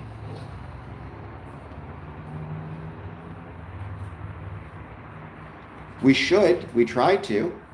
That is one of the major parts of being a Freemason. I would hope that every lodge is doing that. Usually there's what's called a sick and visitation committee and sick and visitation chair, where one of their jobs is to report to the lodge, okay, who's in the hospital, who's ill, whose family is in the hospital, whose family is ill. So all that stuff is really, really important. And, lodges should be doing that all the time. And there's also benevolence, where John Smith lost his job, needs a couple bucks. He can apply for and request benevolence to help him, get through the rough times.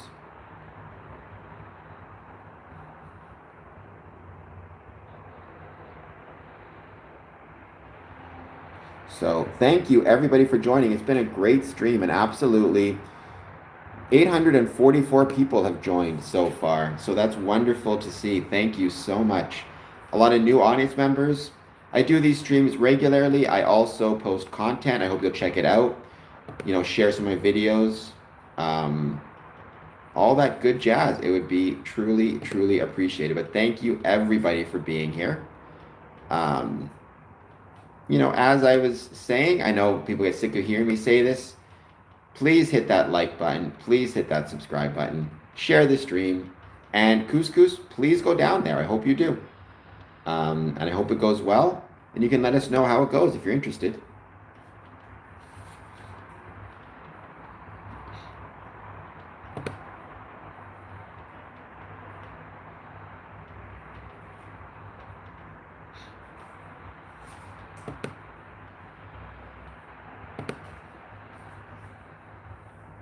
My name is Cameron.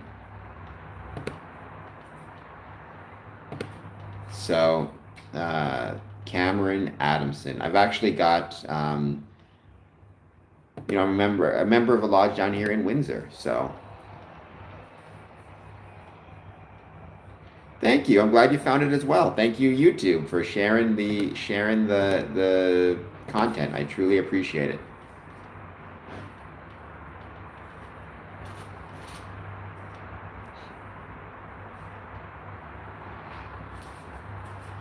By the way, 91 votes. Who's your favorite Enlightenment Freemason? Ben Franklin, 38%, Voltaire, 25%, Mozart, 26%, Diderot, 10%. So Ben Franklin is still winning. All right, guys, this has been a lot of fun. Thank you, everybody who's joining. Unless people have some more questions, I may call this stream. I will be back tonight, 1 a.m., for my Night Owl stream. I don't know if I'll do it for the, you know, as long as this one. But we'll see if I get enough people joining. Maybe I will. But unless anybody has anything else they want to jump on or throw on, we will. All right. Thank you guys so much. Have a great day.